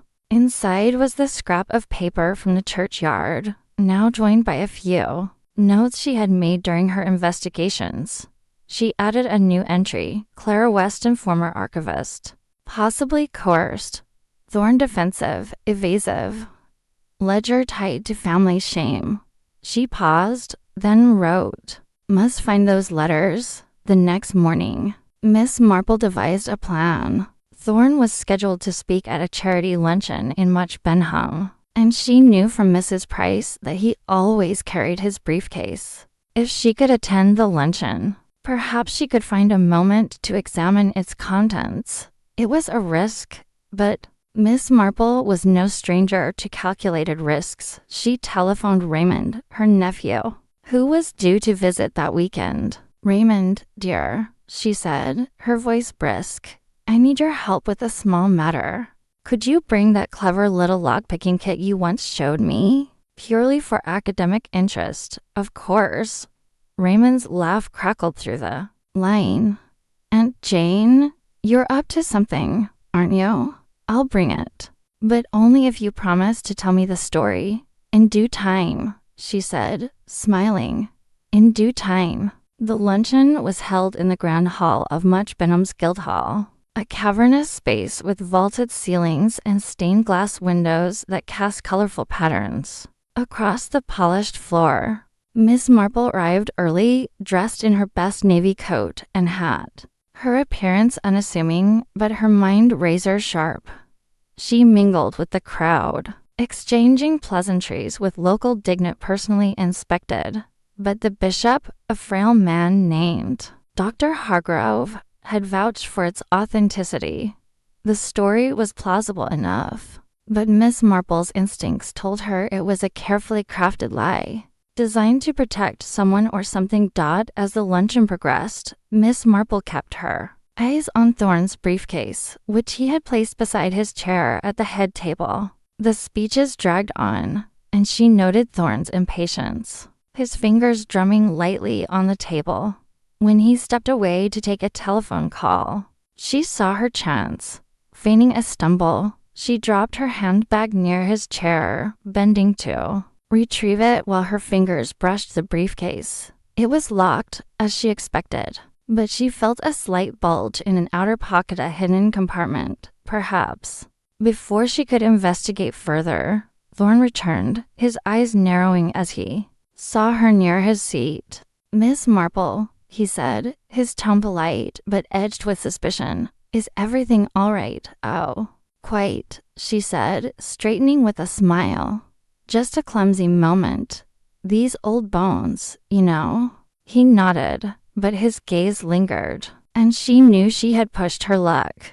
She returned to her seat, her heart pounding, but her resolve unshaken. The briefcase held answers, and she would find a way to access it. That evening, back in St. Mary Mead, Miss Marple received an unexpected visitor. Clara Weston stood at her door, her face pale, and her eyes red-rimmed. Miss Marple, she said, her voice trembling. I need to talk to you. It's about the archives and Mr. Thorne. Miss Marple ushered her inside, her mind racing. Come in. My dear, she said gently, tell me everything. Clara sat on the edge of the sofa, her hands twisting in her lap. I didn't want to say anything at the tea party, she began. But you're right, I know something. When I worked in the archives, Mr. Thorne asked me to alter some records. He said it was to protect the church, but I found documents letters, payments that didn't add up. They were about a child born out of wedlock to a bishop's daughter. The money from the ledger, it was to keep it quiet. Miss Marple listened intently, her face calm, but her mind cataloging every detail. And these letters, she said, do you know where they are now? Clara shook her head. Mr. Thorne took them. He keeps them in his briefcase, locked away. He said if I ever spoke of it, I'd lose everything, my job, my reputation. I was scared, Miss Marple. I still am. You've been very brave to tell me this, Miss Marple said, her voice soothing. I promise you, I'll do everything I can to make this right. As Clara left, Miss Marple sat back, her thoughts racing. The pieces were falling into place. A bishop's daughter, a hidden child, a ledger of illicit funds, and Thorne's ruthless efforts to keep it all buried. The letters in his briefcase were the key, and she would need to act quickly before he suspected her further. The next day, Miss Marple enlisted Dolly's help once more. Dolly, I need you to invite Mr. Thorne to another gathering, she said. Something small, intimate. I have a plan, but it requires his briefcase to be accessible. Dolly's eyes sparkled with mischief. Jane, you're incorrigible. What's the plan? Miss Marple smiled, a glint of determination in her eyes. Let's just say I intend to open a lock or two. The chapter closed with Miss Marple at her desk, sketching a plan for the next gathering. She knew Thorne was dangerous, but she also knew that secrets, like stitches, could be unraveled with patience and precision. The tea party had set the stage, and now the real game was about to begin.